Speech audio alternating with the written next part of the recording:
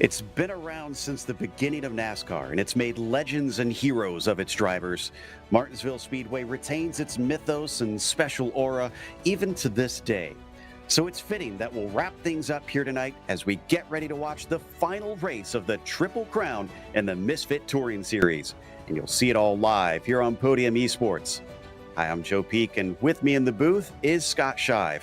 Behind the scenes is our director, Daniel Costello, and he's using cameras provided by Dougie Beard. Scott, I always love when we get races coming here because there's just nothing else like it on the short track scene. This is the original big time short track. We all know the short track game, all that comes from local places. And while Martinsville is local, it's the big one that we all know and love. It has brought fans around to loving short tracks for decades and decades, and it always produces amazing racing, Joe. They call it the paperclip. So we're, of course, going to take a closer look at this track and what it includes as we zoom down into Martinsville. It's a very short circuit at just over half a mile, but very shallow banking. In fact, you can see that they've got different surfaces as well in the corners, with that bottom line having that concrete. So it is very much driven almost like a road course, you could say. Many of the drivers often mention that the road course ringers tend to be good at this circuit. But this is, of course, the end of our Triple Crown as well as this entire season for the Misfit Touring Series. You can see we've had Slinger Speedway and Bristol for our previous two in the Triple Crown to decide, but we've had some fantastic and legendary short tracks. Five Flags, Hickory was in here, of course, the now defunct Rockingham Speedway. We went to places such as Kern, one of the newer tracks here on iRacing, way out in the west, the Bull Ring near Las Vegas. Went to places like Phoenix for slightly bigger tracks, but now it's just this half-miler left to go with 200 laps to decide our Triple Crown Championship. Let's talk a little bit about the car for anybody who hasn't tuned in quite yet. Scott, why don't you run us through some of the details? Well, this late model stock, we know it well and we love it. 500 brake horsepower, naturally aspirated V8, rear wheel drive car, 4-wheel H pattern or 4-gear H pattern. This is a heavy car, 3,100 pounds, but man, this car is so much fun. We know it from the Cars Late Model Stock Tour, which has its first late model stock race tomorrow. They had practice today at Southern National Motorsport Park, another track here on iRacing. But Joe, we love this car. It produces amazing racing, and we know why these drivers love it and use it so much here on this series. It has a lot of oomph underneath it, so you got to really wheel this thing, and we'll definitely see that today with these long straights and drivers having to get that throttle down and then have to slam on the brakes to get them woed up in time. Let's take a look at what the drivers are up against in terms of today's race format, though. We have 15-lap heat races. It looks like because of a little lack of attendance, we'll only have the one heat race most likely. And then it'll be off to the 200-lap feature with 21 cars at maximum. I don't believe we have that at 15. I'm currently seeing the count. So everybody should make it in. It'll be all down to deciding who starts where once we get there. Big stories, though. Track position is king here. You want to be up at the front. Passing is very difficult. And in that vein, you need a car that's very comfortable under braking into these sharp corners. So to make those passes, oftentimes you're going to need to be able to outbrake somebody, but you got to be smart about those pass attempts because, Scott, we've seen there are drivers that may try to send it in and it just all unravels in the blink of an eye. It is hard to pass here. We know Martinsville, it is a paperclip type of racetrack. Those are tight corners, so we know that the bottom line is absolutely dominant here, Joe. And if you go for a pass under somebody and you're not confident in that pass, or your car can't hold the brakes, then you might lose position of the guy charging behind you. So you definitely have to be careful and have confidence in making that pass and knowing that your car can do it, because if not, the guy behind you might be moving you out of the way to get around you on the bottom. Well, looks like we're going to get ready to go here shortly as they're in the last moments of warm-up. Going to be off into the qualifying session here. And like we said, that's going to be such an important factor in this, where you start in this race. Granted, we will have the regrid, so the drivers will have to deal with a bit of that. And then if you don't qualify in the top group, you're off to the heats, where you got to hope you can stay out of trouble in that thing, just so that you don't wind up at the dead tail of the field, Scott. Yeah, luckily today, normally we have it as if you're in that heat race, you might not make this race at all. But luckily today, we know with all of our guys, they will make the show, but they want to know definitely that they want to stay out of trouble, because they still want to start as close to the front as they can if they're put in that heat race. Because again, we talk about it, passing is difficult. We're going to talk about it all race long, Joe, just how difficult this track is and how to manage it. So those drivers that go to that heat race, if they don't make that top 5 or our top number to automatically qualify for the feature, they want to be careful in that heat race. And that heat race might also give them an idea of what the track might feel like today, just for a shorter run.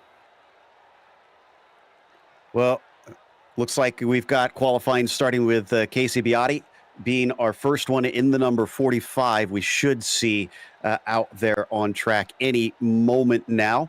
And then we'll head through with each driver getting 2 laps to set their fastest time. What kind of track position will we see drivers wind up with here today? I think Casey is just now heading out onto the circuit, and he's trying to warm up those tires, considering they only have the one corner essentially down into 3 and 4, Scott. That's going to be tough to get it going.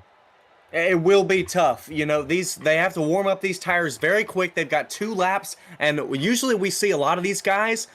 We saw it last week at Bristol. A lot of these guys will use that first lap as a good warm-up lap as they go around the track, and then really use their second lap as their fast time laps. We see them absolutely sideways through the track here, the number 45, trying to lay down a fast time here. Again, I imagine it might be just a warm-up, and the second lap is normally when they're going to put down their fast one. But Casey Beati, he won back at Slinger, won our first Triple Crown race, as he put down a 19.188 there on his first lap. But he won at Slinger, and he's trying to win overall today for the Triple Crown, as he's going to put down another fast one, a 19.166. Don't know where that'll stack up right now, but that's pretty good as to what we saw in practice.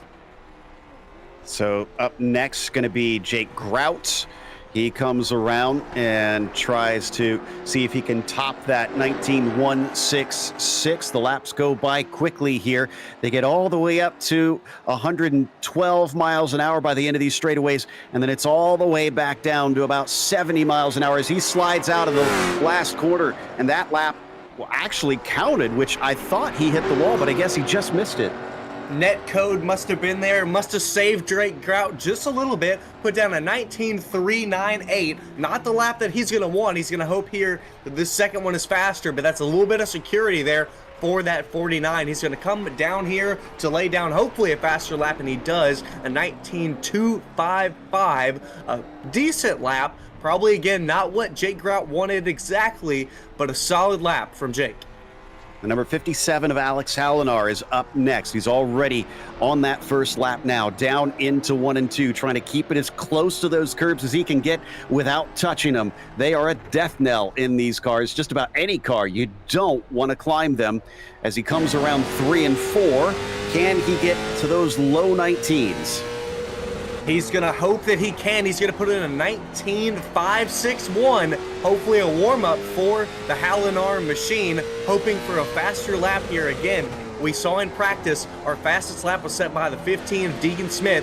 He put down a 19.10 on the dot, and so that's the benchmark to beat here. Right now, it's Casey Beati with a fast lap of 19.1, and Hallinar will put down a 19.4. So a bit of a slower lap for that 57. First driver out there, and nobody's been able to go quicker quite yet, but we still have plenty of the field left to go. As Weissman up next, already down the backstretch on his first lap.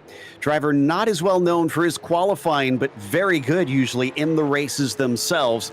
The 74 crosses the timing line. And he'll get a 19.8. That's a little slow for the first lap compared to some of the others. Maybe just saving his stuff here for the second one. We saw Weissman absolutely dominating at Bristol last weekend. A late caution took him out of it. with tire strategy and everything. But you're right, we don't see Weissman known as much for his qualifying, but known for his race prowess. And he's going to put down a 19.107, just faster than Casey Beatty. Well, he might be known for qualifying today here at Martinsville, because that's top of the boards right now, Joe. Fantastic stuff. Yeah, I kind of wondered if with that slow first lap, if he was just managing the tires, getting them up to speed and getting them going. Rychecki up next. Jeremiah brings it down the backstretch, looking to hit his marks as he swings into the 12 degrees of banking down onto the concrete, tries to get on that throttle gently but firmly. He'll cross the line. 19.3 for his first lap. Mega first lap. We're seeing Rychecki here just a little bit wide off of the corners here, and I imagine that's hurting his exit speed, slowing him down. He climbs the curbs. That's definitely going to slow him down here on this second lap. Will it be faster than the 19.3? No, it will not. The 19.356 will be his fastest. Yeah, just a little bit too much of a clip there down to the inside, and that cost him.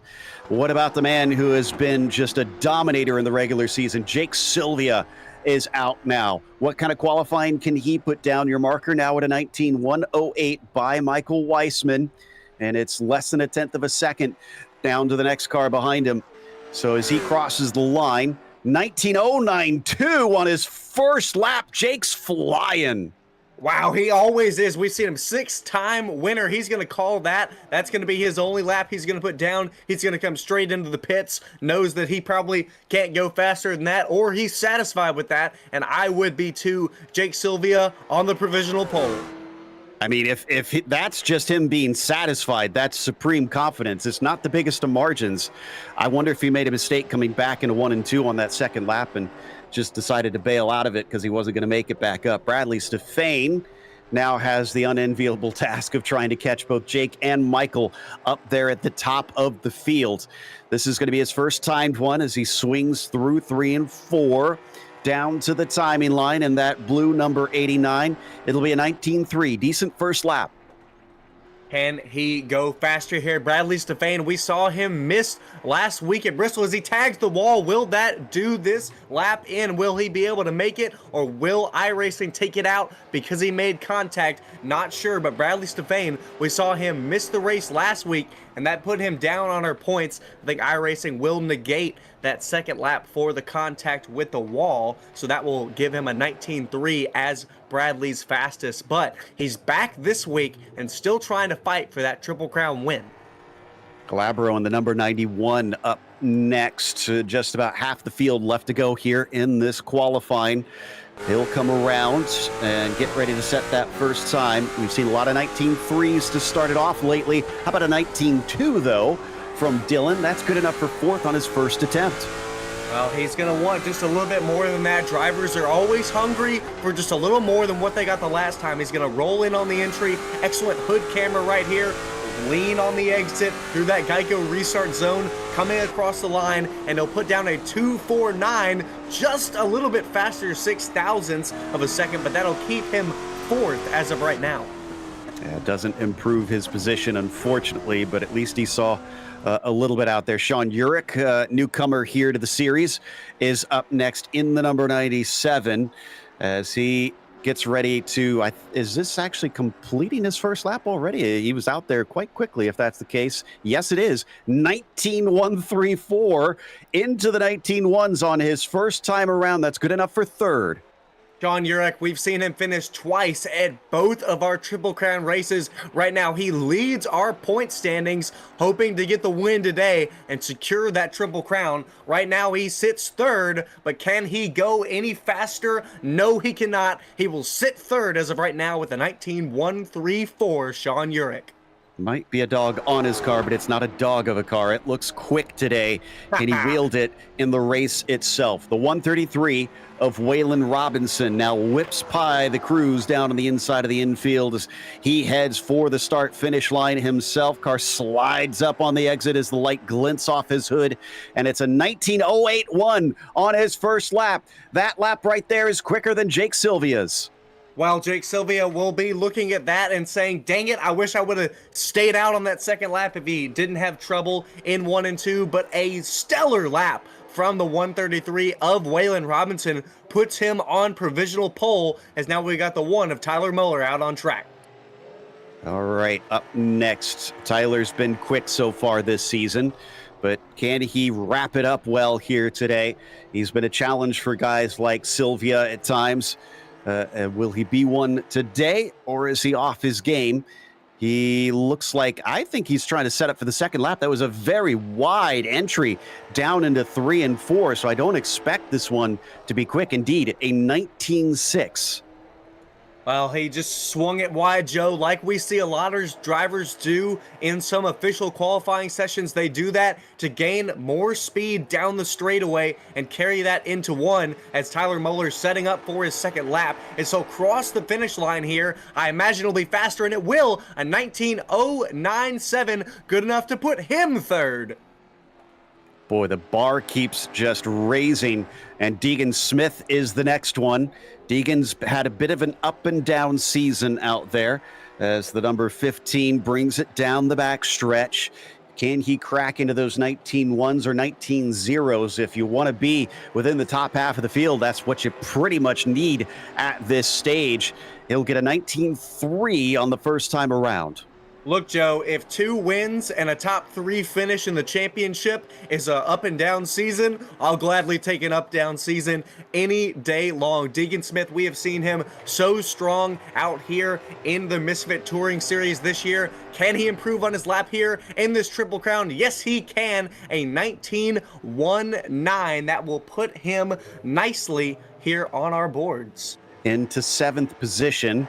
After that one, again, you want to be up towards the higher end of the field so that you don't have to take part in the heat race, go automatically to the feature. The 24 of Kyle Adams is up next. He's one of the drivers that helps organize this whole thing. Sometimes a very thankless job, but he's able to get out there and try to lap from time to time. As he crosses, it's a 19.403 for his first lap.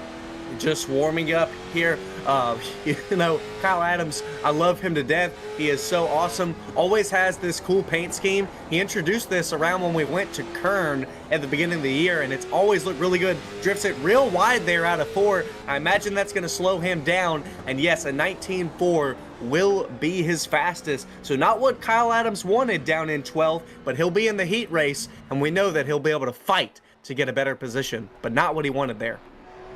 This is Keegan Bush up next in the 27. Now, unfortunately, I see a black flag next to his name. Not sure what that's for. Hopefully it doesn't delete his qualifying laps here, because I'm pretty sure that's what's going to happen. We'll find out in a second as he crosses the line. Yeah, that lap got deleted. I'm afraid that means the 27 is probably going to be starting from the back. Well, he might have his second lap here. I'm not sure if he'll be able to lay it down with some of that contact. We'll see if it'll count too. Just getting news that Kyle's footboard, his pedal board, slipped away from him on his iRacing setup. So that's why he put down that lap, had some issues there out of turn 4. And yes, you're right, Joe. Keegan Bush will not put down a time because of that. That's got to be so frustrating. Coming from the back at Martinsville is never going to be a fun time. That means next up, and I believe the last of our qualifiers, will be Jared Schell in the 34. So he now knows where everybody else stands. What can he do to try and top that as he uses that outside line again to try and build momentum? He'll try to have a fast one here. He builds momentum on the outside like you talked about down here in 1 and 2. He'll run the back stretch, and will he be able to improve on that time? Jared Schell, we saw him out of, whoa, goes really wide there on his entry into 3 and exit out of 4. That won't be the lap he wants, but he'll have a second go here. Yeah, that was a 20.0, so a full second behind the others, as he has a bit of a connection problem, unfortunately. So not sure. This one might get deleted just because of, unfortunately, an inconsistent connection. Let's see. No, it counts, but it is a 19.8, which will be last on the field of drivers who've set a time. Well, definitely not where Jared Shell wanted. He'll be put into that heat race for sure, but that gives all these drivers that didn't qualify automatically into the feature, this resets them. It gives them a new opportunity to start higher in the field for the feature, but it does mean that they have to survive that lapped heat race and not get wrecked out, because again, 15 short laps at Martinsville, these drivers know that those laps wind down quick and it can get quite aggressive. So we go through our starting order in this 10-car race with Casey Beati starting on the pole. Deegan Smith will be in second place. Then it's Dylan Calabro starting P3, followed by Jake Grout to his outside. Bradley Stefane starts fifth, as Jeremiah Rychecki will be P6 and Kyle Adams seventh. To his outside, it'll be Alex Hallinar. We saw Jared Shell have a bit of a rough qualifying at the end there. He'll start ninth. And Keegan Bush has it all to do starting from the back. It's going to be fast. It's going to be heated here in this heat race. I love making that pun. I think I've done it 4 times on here, and it never gets old for me personally. These guys, they are going to be fighting hard because, again, like I just said, Joe, these guys know that because of our number in the field today, they're all going to make the feature. But now they know, hey, I could either be starting 6th or I could be starting 15th. And that is a huge difference in the start of this race here, Joe. It might be 200 laps, it might be a long one, but you want to be up at the front, even from the beginning, to avoid the chaos that Martinsville often does. Looks like we might have lost Kyle Adams here for the start of this race, as he has had some sort of technical issue out there. I've seen a couple others have a bit of blinking, but it looks like it has solidified. We always do 2 pace laps if it's under a mile in length, so the pace truck will dive in this time down at the end of the backstretch and release these 10 cars to decide where and how they will start that feature race later on. Remember, it's very short at only 10 laps. 9 going to take to the start of this one. These guys, they're going to be fighting. And Casey Beatty starting up here on our pole for our heat race. Deegan Smith to his outside. 15 laps to determine where these guys will start. 6th through 15th position. What will they do? Green flag is out. Oh, it's a very good start up around the outside for Deegan Smith, but he's on the outside. That's going to be tough here at Martinsville, as the 45 of Beati on the inside will fend him off. They'll carry on 2 by 2 through most of the field down into 3. We'll talk about it all day long. That we see Jeremiah Rychecki there get way in on the outside. Casey Beatty will take your lead. Deegan Smith trying to run the outside, but as we know here, Martinsville is a bottom dominant track. If you have that bottom, you're going to have the position. It just depends on if someone's going to want to try to use it up on your outside. Kyle Adams does join in, but he's already a lap down, unfortunately. That's good news for Keegan Bush, who's eaten them up already. He's into 7th place. We're only 2 laps in. Watching along here, Dylan Calabro sitting in 3rd, and then we've got guys in the back. A great fight with Alex Hallinar trying to move in on Jeremiah Rychecki for our back positions, trying to move up, trying to start well here in our feature race. Right now, Beati still leading up ahead of Deegan Smith. Calabro sitting in 3rd. A little smack of the wall, unfortunately, for Jake Grout as we look back at that fight between Keegan Bush on the inside and Jared Shell around the outside. He's going to lose out with that just not being the desired line. You have to be on the bottom. And the bad news for him is Rychecki is going to deny him a chance to sneak down there. Well, Jared Shell is having a major issue here on the outside. He just lost 3 positions to all those guys. Now we're looking back to our leader here, coming to complete lap 5, starting lap 6. Casey Beati still leading from pole position. This is exactly where he wants to be on this one, knowing that it'll start pretty well up the field. Ooh, little battle behind him, though. I think that's going to be between Stefane trying to hold off Grout, but Grout's got the inside through 3 and 4. He'll finish the job through 1 and 2.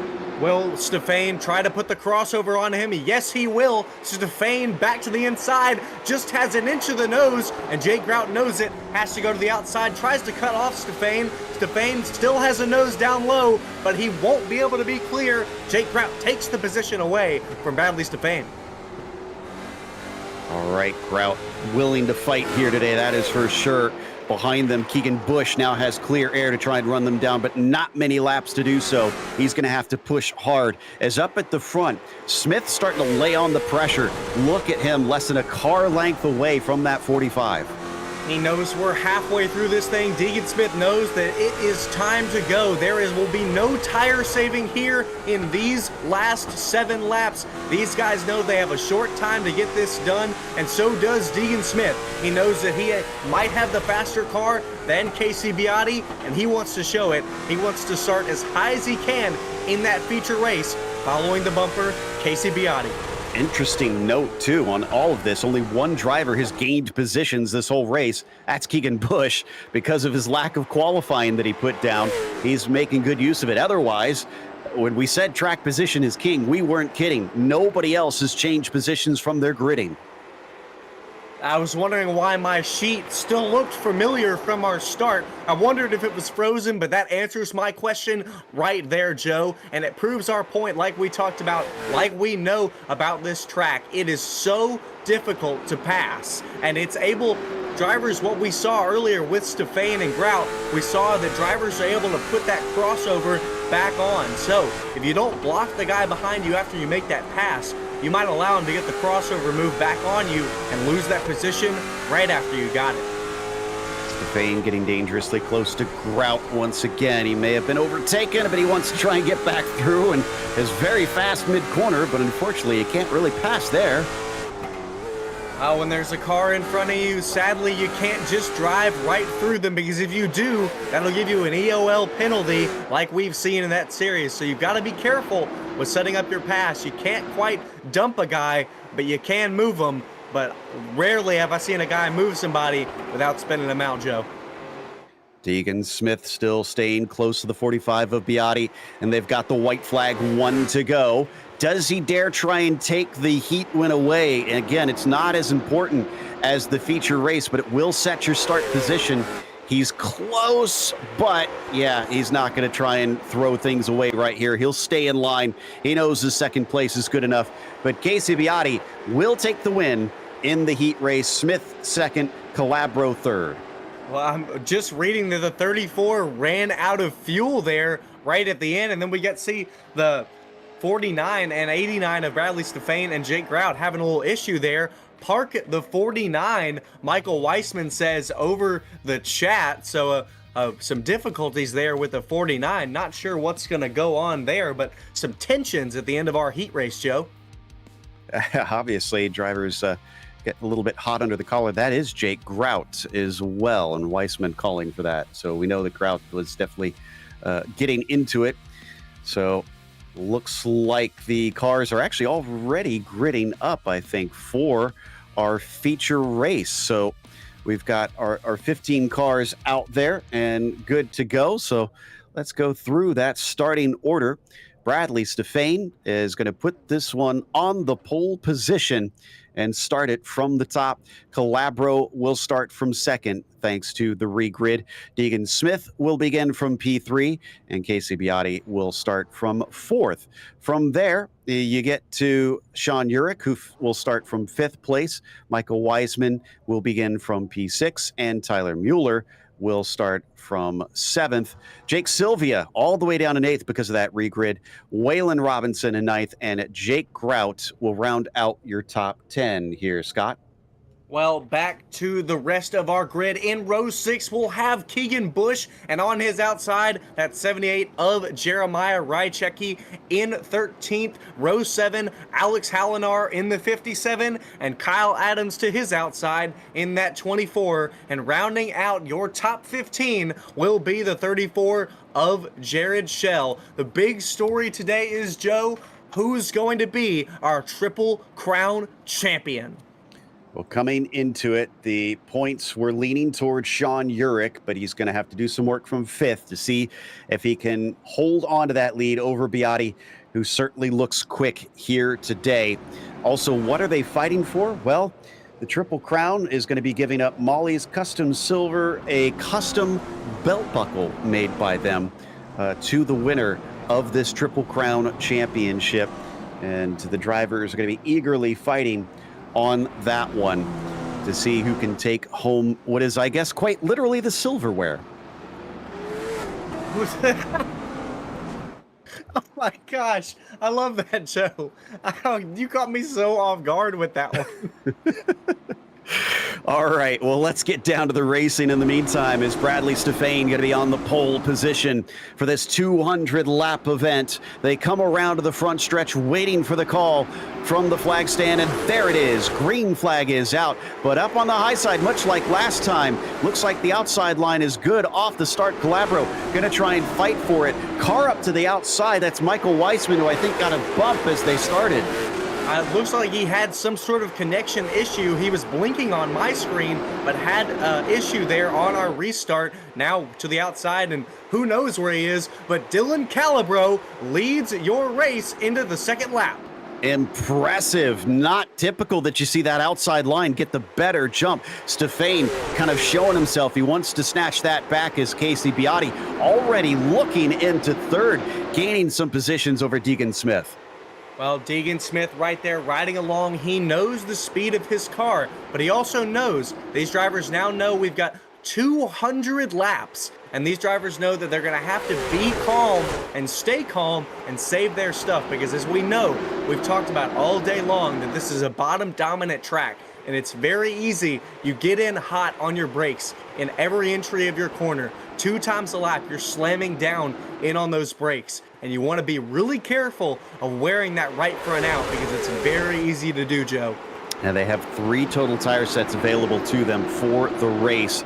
You can't abuse it too much, and you definitely don't want to be making pit stops under green flag conditions. As Sean Urich looks like he's going to get overtaken by Muller, and the number 1 car moves up into 5th with that sneaky little inside move.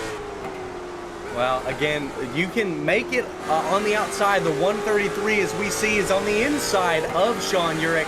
We saw that Dylan Calabro made the outside work, but one thing I will say about that outside, if you're able to make it work like Calabro did earlier, is we've got a 3-wide situation here. Waylon Robinson, Jake Grout going at it on the inside of Sean Urich. Almost some trouble there. Jake Grout decided to back out.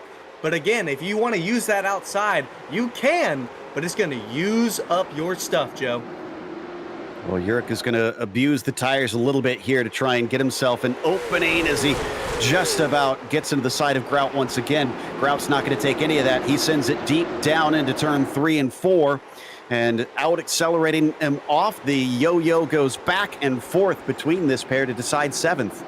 Well, we know that Grout can be an aggressive driver, as we saw in the heat race. We also know that he is a good driver, so trying to take this position away from Urich. Sylvia gets loose right behind him, goes away for a spin, almost got into them, was able to back out, but that'll lose one of his positions now to Jeremiah Rychecki, but Jake Sylvia will slide back in line. Absolutely monster save by that 88. Not sure if he's trying to save, and that's why he's dropped back here early on, but he's having to use it back up to get those positions. Battle for, was that second, it looks like, between Calabro and Beati. Beati to the inside of that number 91. He's going to be able to demote him, and in fact, here comes the freight train. The 91's got no place to go. Bradley Stefane slips right through, takes the lead away from Calabro. Calabro slips back just a little bit, a few positions there. Deegan Smith still holding strong right there, running laps. And that's what we're going to see today, Joe. Who can stay consistent and stay out of trouble? We saw Calabro have an issue there. Casey Beati, Stefane went right by him, but Deegan Smith running consistent laps, rolling right through past the trouble. Calabro finally stopped the bleeding in 6th, so while the train tracks are on the outside of the backstretch here for a while, they were all around this circuit for him. He'll have to avoid that later on in the race. We're only 12 laps into this race. Make that 13 here as they cross the line shortly. We still have so much left in it. We watch from on board the New Englander as he now rides in line behind Robinson. Well, we're seeing now, Joe, that some of these drivers, we've seen some chaos. We've seen some guys try knowing they're close, hungry for position, but now 15 laps in, these guys know they're trying to settle in, like we talked about. Try not to use up too much of what they got because they know they're going to need to stay. One guy not saving yet, that 49 of Jake Grout, diving in on the 91 of Calibro, trying to take 7th away. Jake's certainly been inserting himself into all of this quite frequently. Will he regret it later on? He sits in that P7 behind Dylan, who somehow found an opening down through the field after his woes up on the high side, but not close enough, unfortunately. Dylan will retain that P6, at least for the time being. This is about the most single file racing we've seen all day long. Well, now we'll see that, we're single file out here, Joe, and Bradley Stefane is now dictating the pace of this race. We talked about how it's hard to pass here, and that allows the leader to be able to dictate the pace of this race. He's up there, has the lead. He's trying to save tire, trying to maybe save just a little bit of fuel. It come into play here on his strategy today, because that's one thing we yet to talk about today, Joe. What's the strategy on fuel and tires? Still have, it looks like, 11 drivers with this main group. From there it drops off. Alex Halinar and Rychecki are kind of in a duo back there, and then Adams and Shell also farther back, but they're all on the lead lap is the good news. So nobody's gone a lap down, at least at this stage. But they don't want to lose too much more, because if we keep going green for very long, they could get swallowed up by the front of the field. Well, definitely. And you want to be mindful of staying on the lead lap for sure. Right now, I think they're okay because it is early. But again, also, I think Bradley Stefane is up there saving. So I think he's not running to the full extent of his vehicle right now. And he's just hanging up there in the lead, saving what he's got. So right now, those guys that are in the back of our pack, like Kyle Adams, Jared Shell, Jeremiah Rychecki, right now they're sitting okay. So here's the other question, too. If we go green for very long, at what point does it make it worth it to try and take a gamble and come in and stop? Or do you just hold on for dear life until we finally get a yellow? I don't think we can guarantee a yellow today. We've got a lower car field, 15 cars, and these guys, while some of them are definitely aggressive. We saw last week at Bristol, they were very calm. We only saw 2 cautions in the entirety of the race. We saw a 160 lap green flag run, and I think we'll probably hear something like that today, as we've got some trouble, just as I talk about keeping them calm. But I think we're going to see a long green flag run today, Joe. So I think we're going to see tire strategy come into play for sure. That was Halinar in the 57 that we saw clip the wall out of turn 4. This time, though, up high, it was Rychecki who passed him before that went a little bit wide. A little bit of a hello from Halinar behind him, but no change for position. Might see one for the lead, though. Down underneath Stefane, Biotti is on the attack. He's decided he's had enough of this follow the leader. He's got the inside away, so what's going to happen to the 45, or excuse me, the 89. At 45, got a great run out of 2, was able to get just to the inside of Stefane, and that gave him the inside line, which we know is dominant. Now Stefane, what we haven't talked today, he needs to find a hole as quick as possible, because if not, cars are going to start training him on the inside, and he will go to the back very fast. Looks like he's found a hole. He will slide in, so he'll only fall to 3rd. But I didn't even think about that today, Joe. Once you get on that outside, you got to find the bottom as quick as you can. It's looking like that is really not the place to be, at least in this stage of the race. Maybe that'll change later on, especially if we get some tire changes that kind of upset the apple cart. So back to single file we go once again. Biotti in the lead, Smith second. Stefane gets demoted down to 3rd. So he didn't lose too much. And he's still, I'd say, close enough that he's a factor. Oh, absolutely. And again, it's still early, Joe. We've got plenty of time. These drivers know Stefane was up there saving just a little bit. We saw him running just a little bit slowly. And I think Casey Biotti knew he was saving. He was like, I've got enough speed. I can go around and I can get a good run here. So again, these drivers know it's early. They're playing it conservative, and they're just saving what they've got. As we see Jake Sylvia on the inside of Sean Urich, going for 8th position. Ooh, and in the background, I believe that was Sean Urich slapping the wall unfortunately, coming out of 2. That seemed to be a common theme. If you get pushed up to the outside and you're unwilling to give up a bit there, you're going to find yourself leaving a mark on the safer barrier.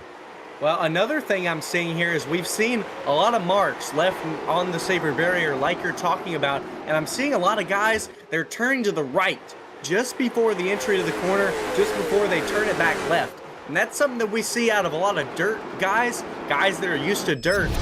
When they enter the corner in the dirt, as we'll get a replay of that happening to Sean Urek. He'll slide in here, Jake Sylvia on his inside, and he gets the wall here just out of turn 2. No real damage to the car, just a little bit of an issue, but Sean Urek should be okay. But we see guys turn to the right to set up the entry to the corner, and we see dirt guys do that as they set up the cars. We see Waylon Robinson, huge hit into the wall. Another one that just keeps on coming out there. They can beat up these cars a little bit, and they seem to be handling it decently well. You don't want to do it too many times, or else you're going to use up your stuff in a different way. As we watch the 74 of Weissman stuck at the tail of the train, watching Keegan Bush in front of him. Keegan, who didn't even get a chance to qualify. Whoa, we got a car off. That's going to be our first yellow. I believe that was Jared Schell. Not sure what happened there. I saw him blinking, and I'm not sure if his car disappeared. He had some connection issues that might have caused his issue, but we're going to see what happened. But our first caution of the day, Joe, this is going to change the game. We talked about it. 3 sets of tires. We're 33 laps in of 200. That leaves us 160 or so, a little more than that to go. Will drivers pit here, or will they stay out? I feel like this is probably too early, because they do need to hold on to some of their sets, especially if we get those late cautions. And if I'm honest, I highly anticipate we're going to see some late cautions, and drivers have to manage what they've got left in pit lane, because I'm pretty certain it's going to be worth a lot. Yes, track position is king, but if you put some fresh rubber on, and if we've got some cars a lap down so that you're not having to fight from the very, very back, then you could find yourself pulling a trick over the entire rest of the competition. I absolutely agree with you. I think as we go on, as we'll see a replay here of what happened to Jared Schell. He was running in the back, just entered a little bit fast into turn 3 and 4 there, got real loose, down on the apron. The field was coming to him, and as you see, his tail is on the bottom there, and as the field was coming to him, they had to be out of the way. Race control smartly through the caution, so it wouldn't mess up any of the leaders there. But like you said, Joe, I think we will see drivers talking about pitting. I think we will see that over time we might see them coming, as we'll see the 74 of Michael Weissman getting down low, looking to the pits. We'll see some guys fake. Casey Biotti, top 3, top 4, all staying out on track. So that answers your question, Joe. They're all staying out. Nobody pitted in, just too early on this one. Jared Schell also stayed out, but he was given the EOL. He is actually a lap down since the leaders came by him before they threw that caution. He's our first driver, unfortunately, to lose a lap in this feature. Does look like they've gone double file, so I think the lights are out. Well, I think, again, like you said, I agree, though. I think as this race goes on, I think we'll stay calm right now. But I think as this race goes on, we will see cautions later, and I think that's why these drivers chose to save some tire here, because they know they're going to need it later on, but they know they need to save what they've got right now for sure, because it will get more hairy as we go on, Joe. Green flag is out. Much better start for Biotti compared to what we saw in both the heat and the feature start. Outside line was given a challenge, but not this time. Deegan Smith fends off the one of Muller, who's also got Stefane to the inside in that blue machine. And also, watch out for Calabro. Remember, he lost a lot of spots. He's now trying to charge back forward. Well, we know that he has a fast car. He got that lead into our second lap of this race, so we know that he has some speed. What I'm liking seeing, I saw Bradley Stefane give Tyler Muller just a little bit of room on the entry to 3, let him get down. And I love seeing that out of drivers knowing that it's early and giving guys just a little bit of space. I love seeing that. We've got Jake Sylvia now up to 5th position. So Jake Sylvia slowly moving up through this field. You cannot count out that 88 every Never. single time. He seems to have something special in that car. Meanwhile, that was Weissman ducking down low, trying to get underneath Keegan Busch. Looks like he actually did manage to get past. Great battles there. Michael Weissman, again, like we talked about, he did qualify well today, but he had that issue right immediately in the start of the race into turn one, put him in the back here, but he's trying to come through the field, and we saw him get past Keegan Busch, and he will set his sights next on that 78 of Rychecki. Hopping on board with Stefan in fourth position. We see Muller. Rychecki gets loose. Looks like he's going to save it. He keeps going. He's still got Weissman underneath him back there. There you can see them coming out of turn four. I think Weissman might have this job done. Well, he has the inside, and again, like we know, that inside line is the one you want to be in. He'll take the position from Rychecki that moves Michael Weissman into our top 10 for the second time today after the first corner. Back to single file we go once again. Drivers trying to hold on to those tires. Remember, these are all the same set since the beginning of this race, although Hallinar made a visit to pit lane. Did we see if he took two tires? Because it was about 20 seconds there. I'm not sure. I don't know if he did. I would imagine that he did if he came down to fix his car because it was under caution. So I imagine that Hallinar, if at all, he might be the only one out there with some fresh tires. I checked, and no, he did not take tires, so he is still out on the same tires as everybody else, but he also didn't take his free repair, so he had a little bit of damage, not enough for him to give that one up quite yet, as Kyle Adams now moves himself into 13th, getting off the tail end of the field. Look at this fight, though. Two pairs. That's Urich and Weissman, and Rychecki and Busch sending it in down into turn three. Weissman has not taken no for an answer from anybody today. Weissman trying to go for ninth position. Sean Urich, again, our points leader, as we got Jared Schell spun on the bottom again. Will that bring out a caution, or will they all go by? We're still green right now. That checkup caused, as we know, we do have a caution. So problems for Jared Schell. And yeah, he's just having a miserable time out there today, unfortunately. So we'll see if he gets put to the back. Well, he is already in the back, actually, now, I should say. So the EOL won't really do much for him on that one. He's now 2 laps down. Hallinar also in pit lane. I'm not sure what the reason. Hallinar actually drove it into the garage, which doesn't actually do anything. So he's just now going to be going laps down, and the car's not going to be worked on. So not sure why the 57 is elected to do that.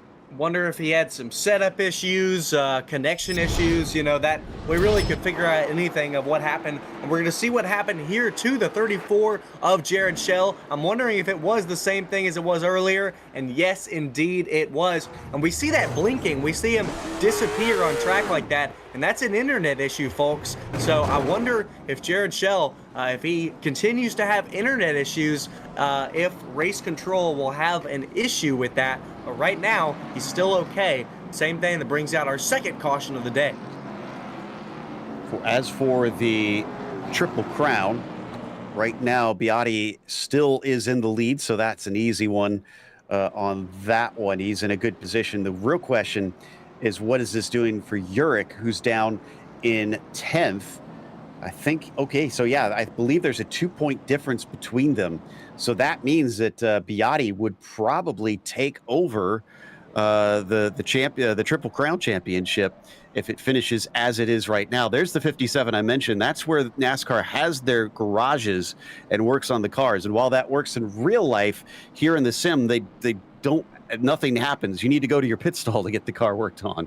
Alex Hallinar in the chat, he said 57 out, vibration. So he had some issues with his car, and he's decided to take himself out of it. Usually that would mean a flat spot on a tire or something weird going on mechanically. And this one, that's probably something to do with his wheel on his rig not doing what it needs to do. So yeah, I kind of don't blame him. That's got to be really not fun having to deal with that all race long at a track where you need the car to be very comfortable, especially in and out of corners. Here we go. off again as Muller and Biotti will start on the front row. Casey's really been getting good starts here. What's going to happen when he's alongside Tyler in that number 1 machine? Waiting for the call, and there it is. Green flag is out. Almost even between them, but just slightly better for Casey down into turn 1. Thankfully, there's an opening for the 1. He'll get inside. First time for the front row for Muller. He'll take second position on the back bumper of Casey Biotti, but Biotti will hold it into 3 and 4 here as we've got side-by-side racing back of the pack. Jake Sylvia up to 4th around Bradley Stefane. One by one, he just keeps picking them off as behind them. We got a wreck. Oh. Yep, so Calabro in it. I thought I saw a couple other cars maybe potentially. I think he got some help from Robinson. And then a few just kind of piled in, including Michael Weissman, who looked so fast initially in qualifying. Well, we had some great camera work there from our producer, Daniel. We got to see it all happen live. I'm not sure. I think it might have been the 133 of Waylon Robinson. He was trying to set up a pass on the inside of Calabro, just sending it in just a little bit too deep, as we're going to get a replay to see what truly happened on our second lap here. Yes, it was the 133. He tried to go for the inside, ducked out last minute and wasn't able to slow up the car in time, got right into the rear of that 91. I feel like that's a really good illustration of one of the talking points we were discussing as the stories of the race, making smart moves into the corners if you're going to make a pass. And Calabro, I mean, pays the price for that, because remember, yeah, it's crabbing badly. Yeah, we saw him spin out there, but I think what really caused that is when he was trying to get going forward to keep off of a lap down, we saw him slam into the outside wall on his own, and I think that's what caused that big old crab. But again, that's one of those things as a driver, Joe, that is so frustrating when you're running in front of a guy and he makes a mistake and it ruins part of your day. Well, I guess experiencing a little bit of carcinization there for Calabro, so he'll have to get that straightened out, and he did. It looks like he's taken his spare car and gotten back out on track. Still on the lead lap critically, but now he's got cars to pass all over again, and no surprises that Waylon Robinson was given the EOL penalty. Well, again, yeah, no surprise there, and again, now a lot of work for Dylan Calabro coming from the rear of this field. And like we've seen, it's hard to pass. We see Jake Sylvia. He's up here now in 4th position. He's been able to pick away a position at a time on the restart. And that's why these restarts are so crazy, Joe, because they're a big time that you're able to get a position back on this field, because again, as we run green, it's so hard to get up under a guy and get some speed off of a corner to set up that pass. So the restarts get so crazy because drivers know I've got a great opportunity here to gain another position. So far, the only 2 drivers out there using that spare car are Calabro and Weissman. Kyle Adams has used his, but he has parked it for the day, so he is out of this one, as well as having lost Hallinar. And Shell is still out there, but many laps down. Here we go for a restart. Once again, Muller and Biotti. Biotti gets the good jump. Muller is going to try and see if he can fill the gap between himself and Smith. There's enough of a space down there if he wants it, and he does. Well, he got it because the 15 of Deegan Smith just caught the apron down there through 2, and that allowed Muller to be able to have that hole down filling into 2nd as we've got single filed out. But back here in the field, we've got double file battles. Rychecki going way wide through 3 and 4. He's going to lose spots, allowing Calabro to at least get one more. How about Bradley Stefane, who was one of our quickest early on in qualifying? He's fighting hard with Jake Grout to his outside, the 49, trying not to smack the wall. Jake Grout, we know that he is aggressive. He's going to squeeze down the 89 here. There's going to be slight contact. That 49 is going to use all the room he can, but Bradley Stefane, that dominant inside line, will take 5th away from Jake Grout, but a hard fight from that 49. Yeah, just about leaning on the car of Stefane, and then at the same time he slapped the outside wall on the exit. That's what cost him in the end. Almost gave up a spot to Urich, but Urich can't do much about it. This is Stefane now in that number 89, down from where he started on pole and trying to climb his way back forward, doing a pretty good job of it from what we saw in that little fight. Well, we're 100, or excuse me, not 100. We're not there yet. We're 61 laps into this race, so we're just over 1/4 of the way. So again, we've had 3 cautions out here now, or 4. I lost count. These drivers know that, again, we're still early. We've still got 140 laps in this race. They're still trying to keep calm and try not to do anything too crazy.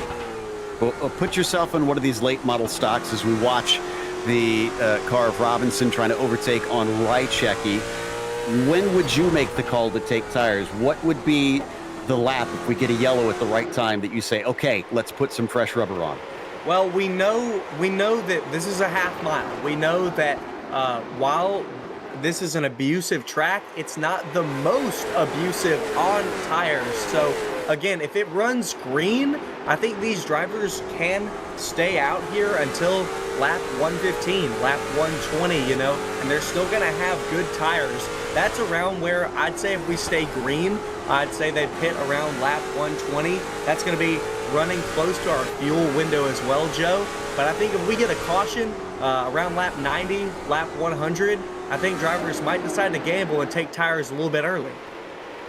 We'll see if that's the case, because we have less than 30 laps to go until we get to that. This battle between Keegan Busch used to be with Calabro, and he's slipping backwards as Michael Weissman goes by. Now he's got another one down there. Waylon Robinson, the freight train reappears once again.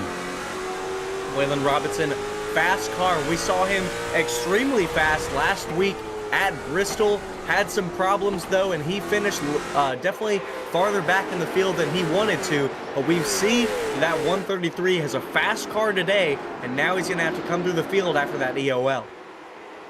Checking back in with Stefane.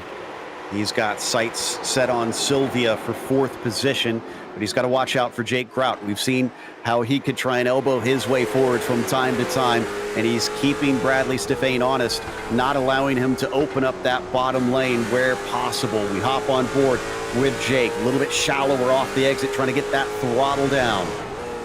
Well, we see that we've got a 7-car breakaway here at the front of our field. It starts with our leader of Casey Beati, and it ends with the 97 of Sean Urich. These 7 cars have broken away from Dylan Calabro, Michael Weissman, and Waylon Robinson, Keegan Busch, and the rest of the field. So these 7 cars up here are in a league of their own.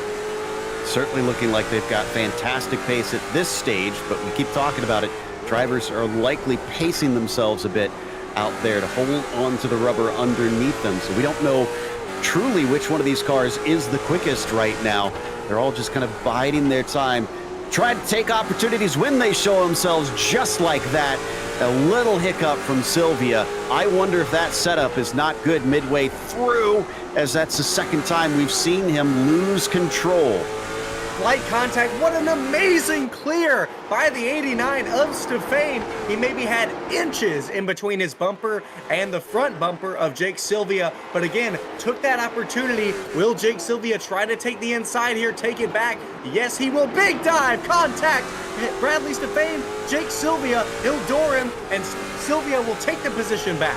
Excuse me, pardon me, coming through. Unfortunately for Stefane, that now means that he's got the 49 of Grout underneath him on top of things. Also, Sean Urich is in there trying to demote him yet another one. What was a 7-car train has now been limited down to 3 at the front, because these guys can't seem to settle their differences. All this started with Jake Sylvia. He got loose into 3. That allowed Stefane to get on his inside, but crucially, Stefane had a bad corner out of the next 2 sets, and that allowed Sylvia to get a run on the inside and door him and take that position away. Stefane, net loss of 1 position behind Jake Grout.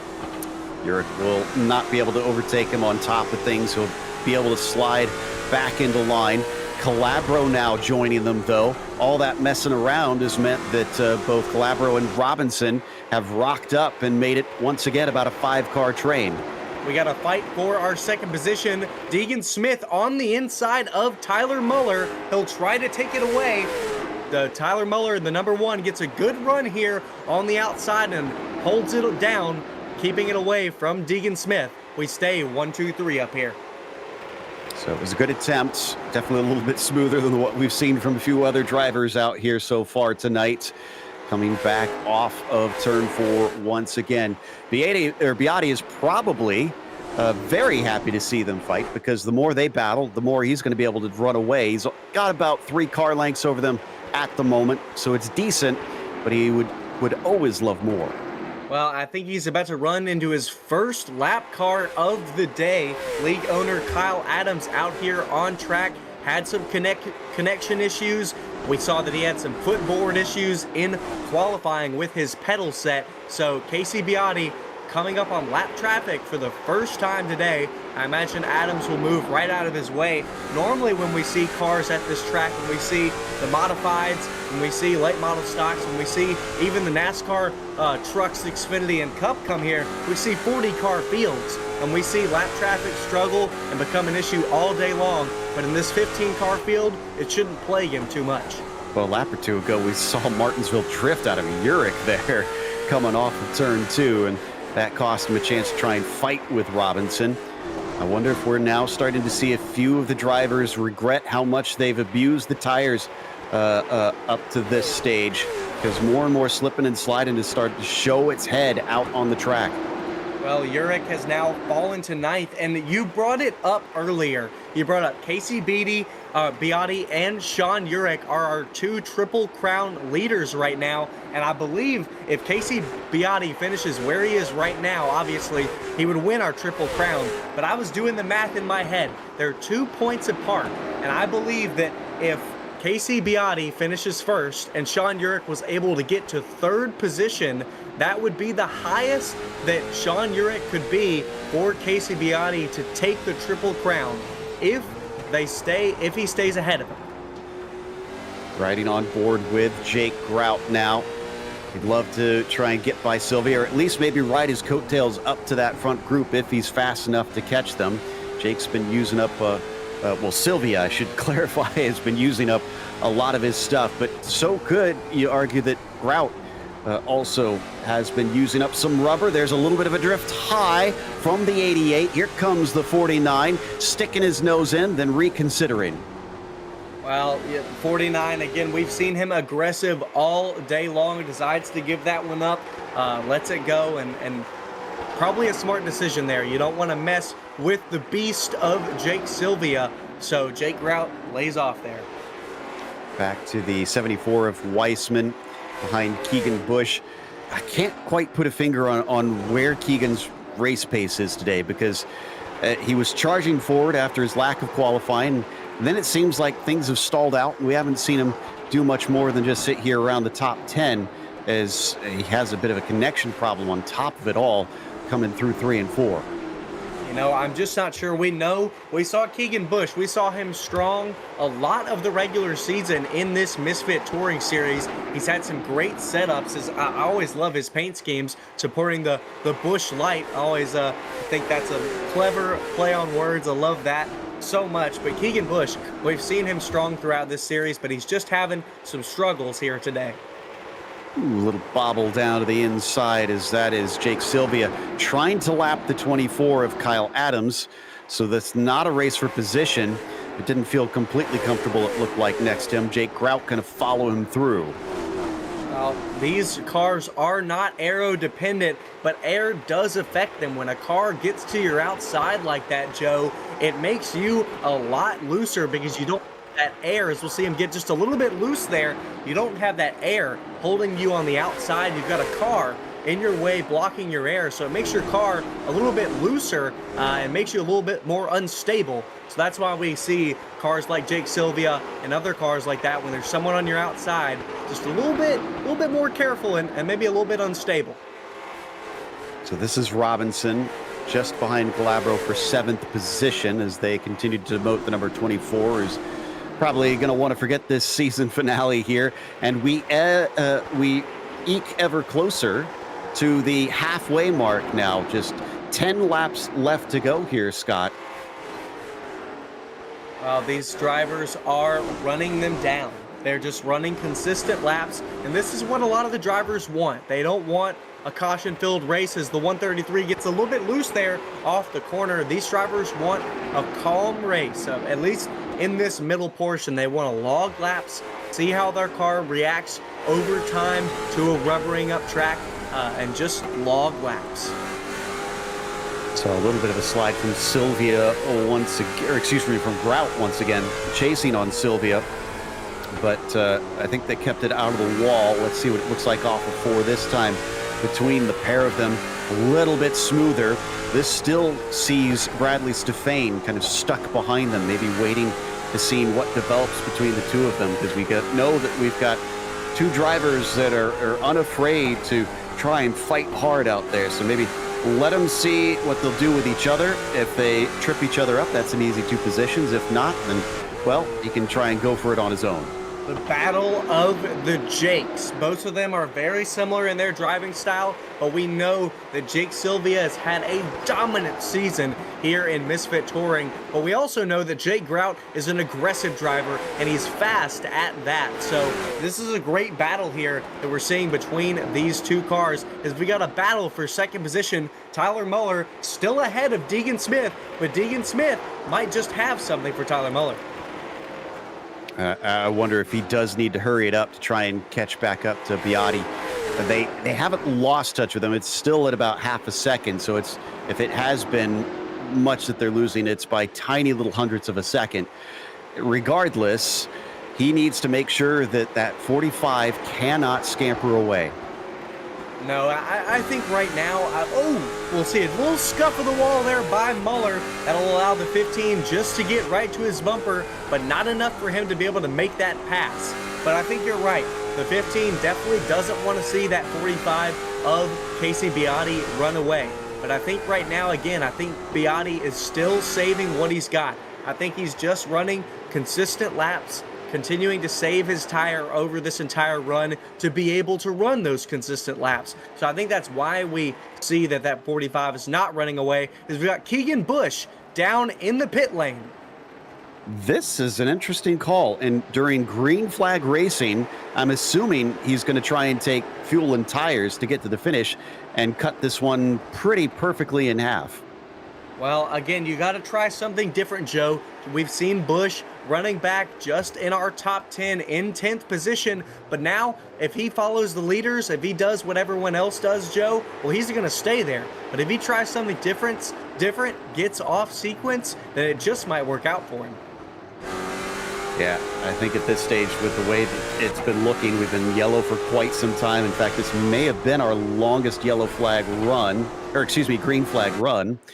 And coming around through 3 and 4, Shell going to stay out of the way of our leaders. Back onto the track, but to tell you the kind of loss that we see from this, 2 laps down from the leader, Keegan Busch, just for taking fuel and tires. And this track is so short that's very common in what we see when you come to the pits in green right now. Now, Keegan Busch, he's going to be using those tires, and he's going to be trying to gain some of that back and hoping that a caution doesn't come out, because if it does, it will absolutely screw his strategy. Right now, he's hoping for more green flag, and he's hoping to force the rest of these guys to pit too. Well, Waylon Robinson is going to respond. He's down into the lane to take service, expecting him to also lose a little bit here. We'll see if we can manage to stay green throughout. Deegan Smith pressurizing Tyler Muller in the number 1 machine as they fly down into 3 and 4, now officially past that halfway mark in the race. Again, we see that it is just so hard to pass. We see that Tyler Muller, he started on the outside on this restart almost 45 laps ago, and now he still sits in the exact same position, and he sits there even with a charging Deegan Smith. And so sometimes it shows you, Joe, that even if you have a bit of a faster car, track position is king, like we have talked about, and that's why it's so important here. checking to see what the pace of Keegan Busch looks like now that he's put the fresh tires on. And I'm not seeing, honestly, any different unless he's taking some time to get those tires up to temperature. If anything, he's slightly slower than he was. Interesting. It must be a difference of the tire reacting with the rubber that has been laid down on the track. We're 106 laps into this race. This track is changing, Joe. As these drivers go around, we see that they'll lay down rubber on the track, and that can change how your car reacts, how your setup reacts to the track. So it might not be a difference in tire. It might be how Keegan Busch's setup is now reacting to the new track on fresh tires. Here's another question on that. Remember, we mentioned that they needed to take fuel. I wonder if that extra fuel is offsetting what the tires can do. Oh, I think it absolutely plays a factor, Joe. I think definitely these cars, they're heavy again. And with that new rubber down on the track, it adds some differences into this car and the way that it drives. And so it might make you slower. So interesting to think about the size of the fuel and the weight of it offsetting that run to the tires. But I think it definitely is playing a factor. Urich in, Rychecki in, just as the 34 of Jared Schell, also looking like he's going to take some service. Thankfully, they did not tangle with one another, as you do kind of ghost with the other cars here on iRacing on pit lane. As he managed to get by. Yeah, Deegan Smith overtook the number 1 for P2. Well, we saw the number 1 there go wide into 1. I think he knew that the 15 has been faster than him for so much long. We've seen the 15 on his bumper for so many laps now, and I think Muller was just ready to have some security on entry and not have that fear of Deegan Smith right in his bumper on the entry to every corner. So we saw him go wide and let that 15 by. I think that was Urich that was going way up to the outside there through 3 and 4 as well, up into the marbles. Got to be careful on that one so that you don't drift up into the outside wall. We continue to watch with Grout. He and Sylvia have not pitted for new tires. Right now, I think actually Urich is, if I'm seeing correctly, is the car in the best position to have recently take tires on this mid-race call. Well, we've seen he's the highest driver in the cycle to have pitted. He currently sits in 9th with new tires. So right now, he was the highest running of our field of these guys who have pitted before the pit cycle. So it makes sense right now that he's sitting best between them all. So that means that the top 8 have not pitted. And Keegan Busch is heading into the pit lane. I'm not sure why. I don't see a black flag next to him. And I thought at first maybe that was the case because his last lap got deleted. Wonder if he's just going to park it. Yeah, he's coming to a halt, and that's Keegan Busch's day apparently over, as he calls it. And now, is that Sylvia? That is Sylvia coming in. And Calabro. Sylvia, Calabro, all into the lane. We're seeing some of our other guys pitting now. Wonder if Michael Weissman followed them in. I don't think he did. So just Calabro and Sylvia there of some of our front runners to pit. And will this call some of our front guys into pit, Joe? So maybe with that extra fuel put on board, it's not the undercut today. It's the overcut. Run it down as low as you can go. Get those fresh tires on, but then make sure that you don't lose time with all that extra fuel slowing you up once you return to the track. Tyler still has not given up the ghost. He's going to stay out along with Deegan Smith after being overtaken by him. They're going to try and go as long as they dare. Well, I wonder if that's the case, Joe. Will we see Casey Biotti, Deegan Smith, Tyler Muller, guys like Jake Grout, Bradley Stefane, will we see them stay out for maybe longer? You know, earlier I called it that around right now would be the optimal time to pit. But if that's true, if it's true about how the tire's wearing, and it's true with the track changing and the fuel load, will these guys stay out longer so that they can take less fuel and have that effect be negated or lessened later on? Saw a little slide there from the 24 of Kyle Adams. Thankfully did not wreck the car. It continues to get lapped. He's in 13th position right now. Deegan Smith in P2, 1.5 seconds from Biotti. up to our leader down to that number 15 car. So he's got some work. Oh, and he's pushing hard. I just saw him wiggle as we turned our cameras elsewhere to Bradley Stefane. So Deegan Smith might be feeling those worn tires at this stage as we watch Bradley work on Jake Grout. Both of them do still need pit stops. They both still haven't pitted, but they're running right now. They must like what they've got, Joe, because they're not. It doesn't even look like they're thinking about it. We saw Tyler Muller come on the radio. Imagine he's talking about pitting and what's going on and what these guys are planning to do up in the front. But if these guys haven't pitted yet, I imagine they like what they've got and they want to stay out there and they want to keep it. Maybe holding on to hope that they will get that caution, because right now we've got Sylvia and Calabro a lap down each.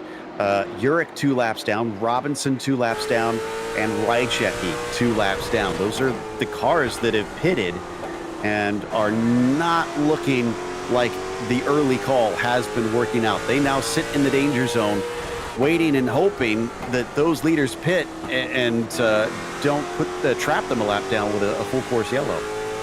They definitely don't want that, and that would be bad. And one thing I'm seeing right now is we'll see Jake Grout heading down into the pit box. I'm not sure how the commitment box works here on iRacing, if it counts or not, but he did run right over it as well. One of our top 5 now into the pits.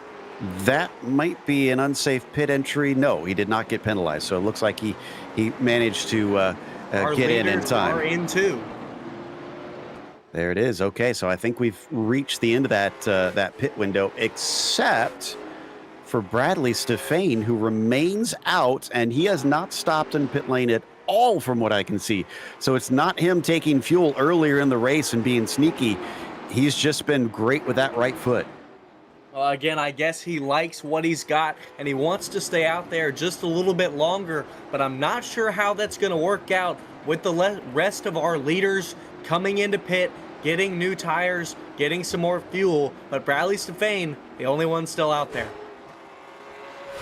At what point does he have no more to give and he needs to come in at least to get fuel? Whether or not he gets tires, we'll need to wait and see.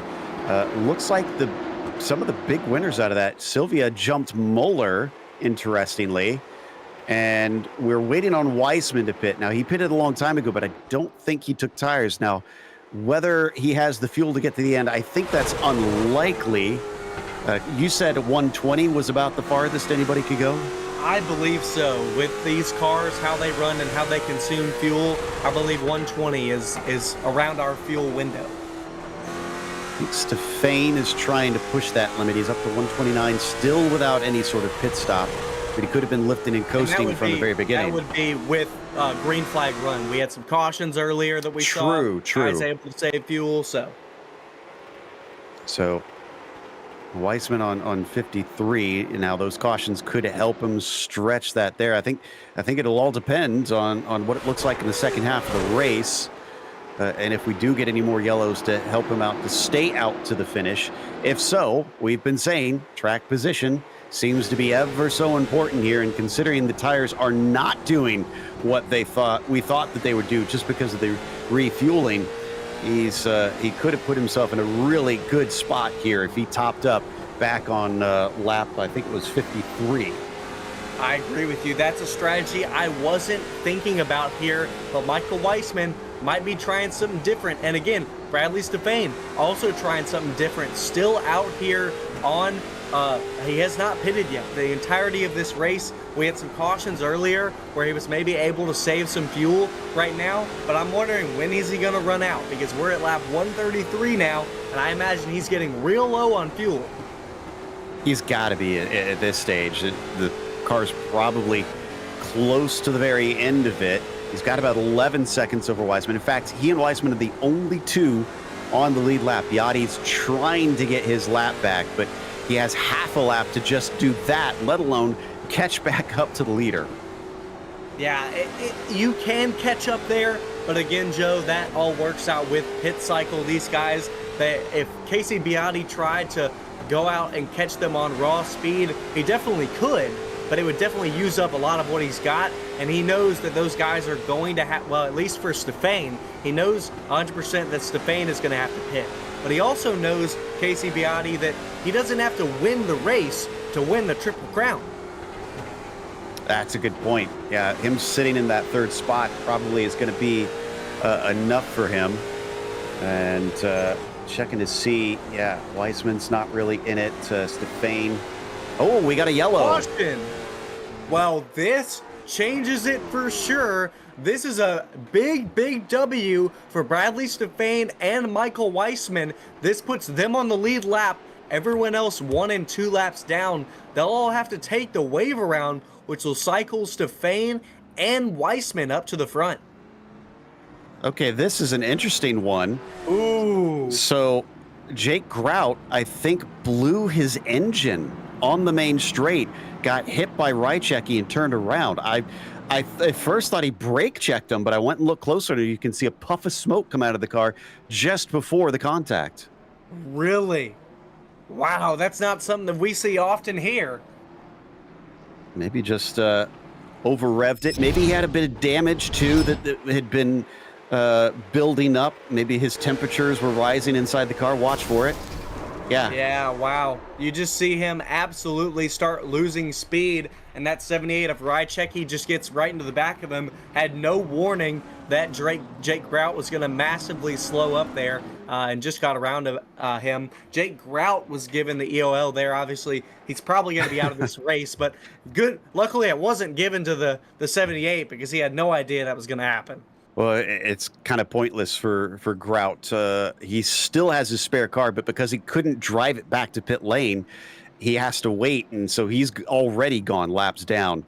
Basically, this ruined his shot at trying to take the victory. With a little bit more than 60 laps left to go, Weissman comes in to finally get fuel, and Stefan, well, he's already gone in and out, it looks like. Yeah, he's already taken his service. I believe so, and that's why I think this is going to be this was a massive, big W for him, because this is what he wanted.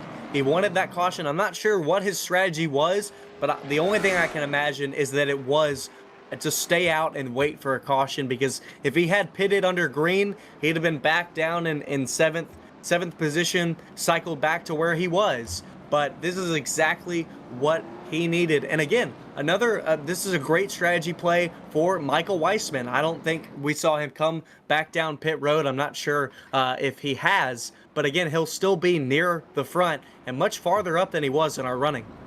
So here's where it gets really interesting. Stefan coming in means that he was able to put fresh tires on. Weissman is out there on much older tires. And Beaty is as well. Actually, did they reorder them? I thought Beaty was supposed to be ahead of Stefan, and that looks like they've switched that around. So I thought that Beaty was going to be in the lead, and Bradley was going to have to try and get by him on the new tires, but they've switched them around here. Well, see, Beaty has to get his lap back, and since Bradley Stefan and them are on the lead lap, it automatically puts them back behind. That makes sense now. I forgot that he was still a lap down on that one. So yeah, Casey, who did not pit this time, as they're going to extend this caution. So yes, the pace truck is heading in, but they're still trying to sort the cars because so many of them had to get that wave around. It's such a short track, they didn't have a chance to try and catch back up to them.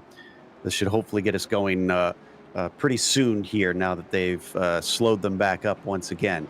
But yeah, I mean, Stefan and Weissman on fresh tires compared to everybody else. Unless we get a caution that the other drivers, now that they're back on the lead lap, can go and get rubber, this one's very firmly in the hands of the 89 and the 74. Yeah, one big thing that I want to talk about for sure is that right now, Casey Beaty, he's leading our Triple Crown points. When he stays ahead of Sean Urich here, when we came into this race, Sean Urich was ahead of Casey Beaty by 2 points. So that means, viewers, that if Casey Beaty is ahead of Sean Urich by more than 2 positions, he will win the Triple Crown. So we got green, Kyle Adams around. Oh, that's going to bring the yellow very quickly. And that was a strange one, because had they had we heard anything from race control that was supposed to go single file? Because there was only the top 2 that were doubled up there. No, I didn't see anything in race control about that, and I didn't see we were going green there. They weren't lined up. They weren't. That was weird. Yeah. I mean, strange situation all around. But thankfully, I don't know about thankfully, we've gone right back to yellow. But I mean, this gives them a chance to hopefully get this all back sorted out, especially now that pit stops have mostly been done. So drivers that were trying to get back on the lead lap and had to get waved around, we won't have as much of that this time. But it does give an excellent chance to Sylvia, Muller, Smith, Calabro. They can duck into the pits and take tires. They can. We see Jake Grout. He had that engine expiration. He is now 2 laps down on the rest of the field. So we'll see a replay of what happened here. We had our restart. Oh, I know what it was. I know why they're all single file. Once you take the wave around, you have to start on the inside line. That's what it is. Okay. So there we saw all these drivers stack up on the inside, and it got Kyle Adams around. I like to think that I know my way around the oval rules at this stage, but that one has definitely caught me out. So I'll have to remember that. I forgot about it too, yeah. And I looked at it and I was like, oh, it's because they all waved around. I mean, it was just one of those unique situations that it looked kind of odd, just because so many had to get waved around.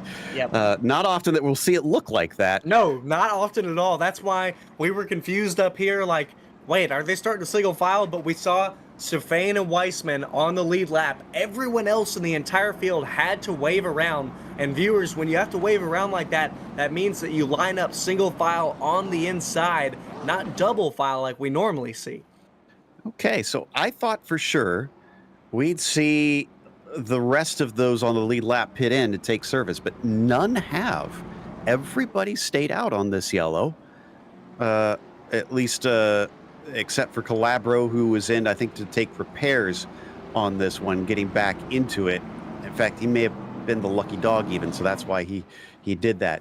So again, surely they had a set left, I think. Well, I guess that's 3 total sets, so maybe they're saving it for the end, but I feel like this would have been the right time. I think right now they might be saving it, but I don't think these drivers are planning on using it. I think we saw after those green flag pit stops that drivers saw that it really wasn't as effective as they may have thought in their strategy play, and that now they know that this is what they've got. They've got enough in their fuel tank to make it all the way. Their tires are going to make it, and so now these drivers might be thinking, I've got enough. This is good for me. Yeah, but I think before that came down, sorry to interrupt, to the fuel levels. If you're... I agree. I think the tires are still going to have a major effect. We haven't got to see it for sure yet, but most certainly the refueling skewed that a bit. I don't know if they just missed that trick or what out there, because they're focused on other things. They're coming back to green now, and Stefan has control of the field. Weissman to his outside, and Sylvia in behind in third. Always a threat. Green flag is out. What about Tyler Muller, who is starting from fourth? Oh, he can't find an opening on the bottom, though. He's going to hold around the outside. The 74 going to lose out to the 88, who's going to take second place. 51 laps to go. Weissman on the outside here. Jake Sylvia on his inside, battling for second. Dylan Calabro goes around Tyler Muller for fourth. Michael Weissman, caution, out in the back of the field. Yeah, that was the 24 getting into Jake Grout. Okay, Grout checked up because I think he almost got into Shell. This is kind of dominoes trickling their way down through the field. Another big thing we weren't able to mention, when we saw Kyle Adams spin on that weird single file that we were all confused about, Deegan Smith was given the EOL and put in the back of the field for causing that caution. So that's why we don't see him anywhere near Tyler Muller. Now we have 1/4 of the race left here, so the final quarter on its way. Boy, for all the speed and aggression that we've seen from Jake Grout, it just hasn't seemed to work out here for him. Although this one, I think, not necessarily his fault. Yeah, there you can see the 34 drifts up a little bit high. He checks up. 24 didn't get the memo. And we've seen this so much all season long, Scott. The front to rear contact, these cars are practically like scoops.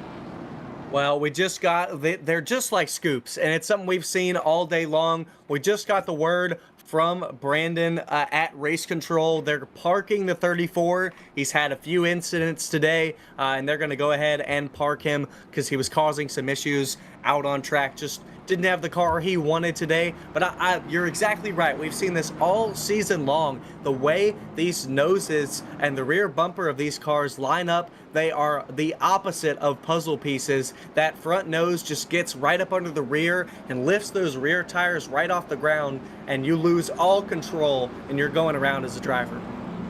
So that means we've lost Talinar, we've lost Keegan Bush, we've lost Jared Shell. Only 12 cars left on the track for the Triple Crown finale. And this doesn't appear to be lined up, although they're almost in a semblance of order, and lights are still on. So yeah, there we go. Now they go off. So they've got this lap to truly form up and get ready to go. And because of all these cautions and drivers getting the wave around back onto the lead lap, we're up to 9 of them. Waylon Robinson now the last on the lead lap. And that puts Sean Urich, our current Triple Crown points leader, the first car a lap down, and he needs a caution to come out. He needs to get back on that lead lap to have a fight or any chance of fighting for this Triple Crown. Casey Beatty right now sits in 6th and leads our points. Coming up to the green flag on the restart, Stefan versus Sylvia. Sylvia needs to find an opening down there. He's going to try and slot in just in front of Weissman, and he does it. Meanwhile, around the outside of Weissman, that's going to be the 91 of Calabro. Calabro trying to make the outside work here. We saw him do it at the very beginning of the race. Will he be able to do it again? No, he's not going to have the speed. Weissman still has the position on the bottom, but Calabro is not giving up. Directly behind them is the one of Muller on the inside of Casey Beatty. Oh, and down for the lead. The 88's going to get his nose in. Almost makes contact. He gets chopped off. Stefan decides, no, you're not quite yet. I want this top spot. What a defense from Bradley Stefan. Got him low, squeezed that 88 of Sylvia onto the apron. The 88 had to check up and gave that position. He's going for the inside again, trying to clear Stefan in one go. He's going to have the inside, but Stefan will battle back on the outside. Finally gave him room that time, but will that be his undoing as he hangs tough around the outside of the corner? Looks like that's going to be it. Sylvia, now your new leader. Stefan hangs with him. We got a battle between Muller and Deegan Smith for 4th place as well. Stefan doesn't look for the crossover. Michael Weissman follows in 3rd directly behind. Deegan Smith had that EOL for the caution just earlier before the one with Jared Shell. He's back up to 4th position and in front of Tyler Muller. Dylan Calabro down on the inside of Muller. Contact! We got cars together. Tyler going to hold on to it as Dylan Calabro is going to get his elbows out. We stay green. This is for 5th position. Calabro there held it together. He got into the side of Muller. Muller was able to keep it together, keep it from spinning. Jeremiah Rychecki now up to 7th position, just behind Muller. Made some gains today in our field with this rash of cautions. Sylvia, now up that he's up at the front, has been starting to gap Stefan a little bit. Weissman, though, has been putting some pressure on as we check in with the 45 briefly. In fact, there goes a move down to the inside. Stefan almost looking like he's struggling a little bit now. Big story. Casey Beatty, our leader for almost this entire race, down in 9th position, just 1 position ahead of Sean Urich, your current points leader right now. I believe that would put Urich in the win for the Triple Crown. So something has gone wrong with Casey Beatty in his car. Yep, and Waylon Robinson fighting side by side with Rychecki. This is for the 7th position here. Rychecki to the outside. Can't do much to stop it. Beatty knows it. He's going to try and push himself that little bit higher. Gets into the side of Rychecki.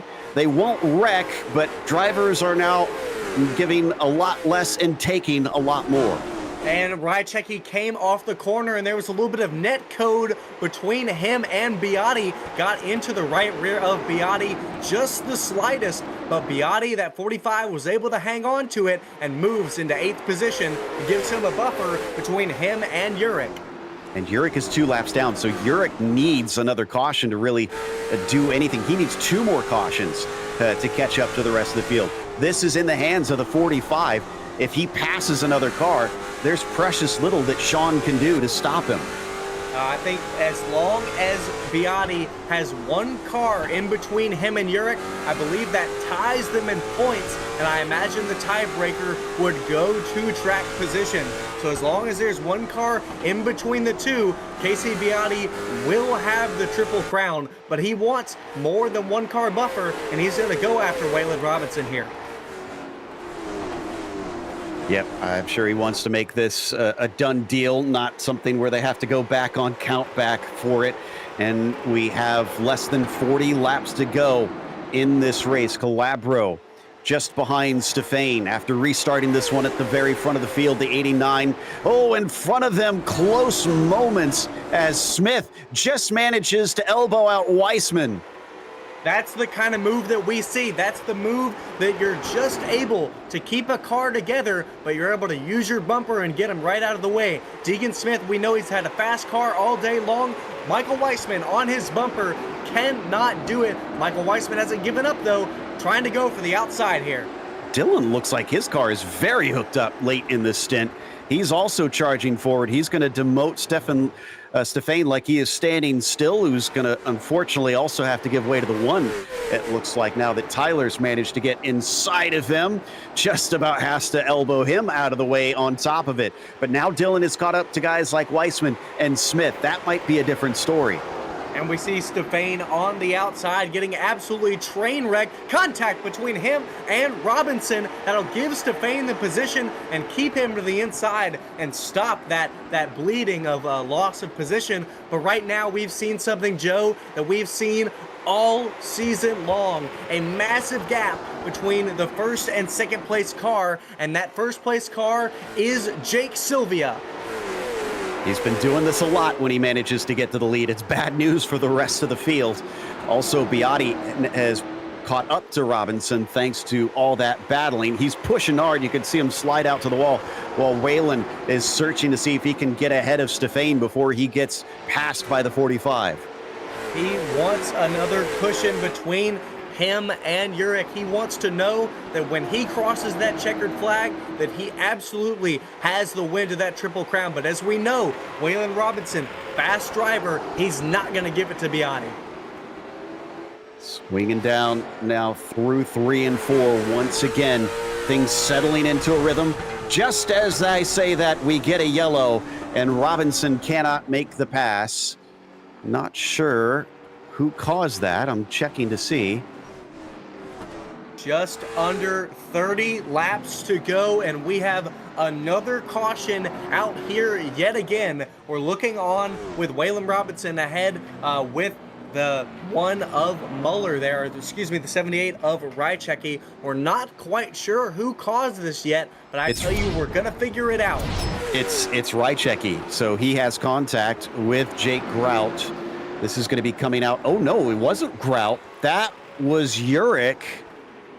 So Urich turned him around. And I wonder if that will give Urich the EOL. But another big news, Casey Beati is in the pits. Ooh, wonder if he is going for those fresh tires now. I'm going to keep an eye on him, see if whether he is going to put some rubber on here. Because if he does, then yeah, I almost feel like this is probably the right call, because he's not going to fall behind Urich. No, I think this is a great gamble. Again, you know, hopefully he probably won't take much fuel, if any at all, to keep that offset of the fuel load and tires like we talked about earlier. But I think this is a great call by Beati. Only right sides. Interesting. So he's keeping a couple in his pocket just in case. So he'll come back out in 9th. Urich is still 1 behind him. So as it stands now, Urich would still be your Triple Crown champion.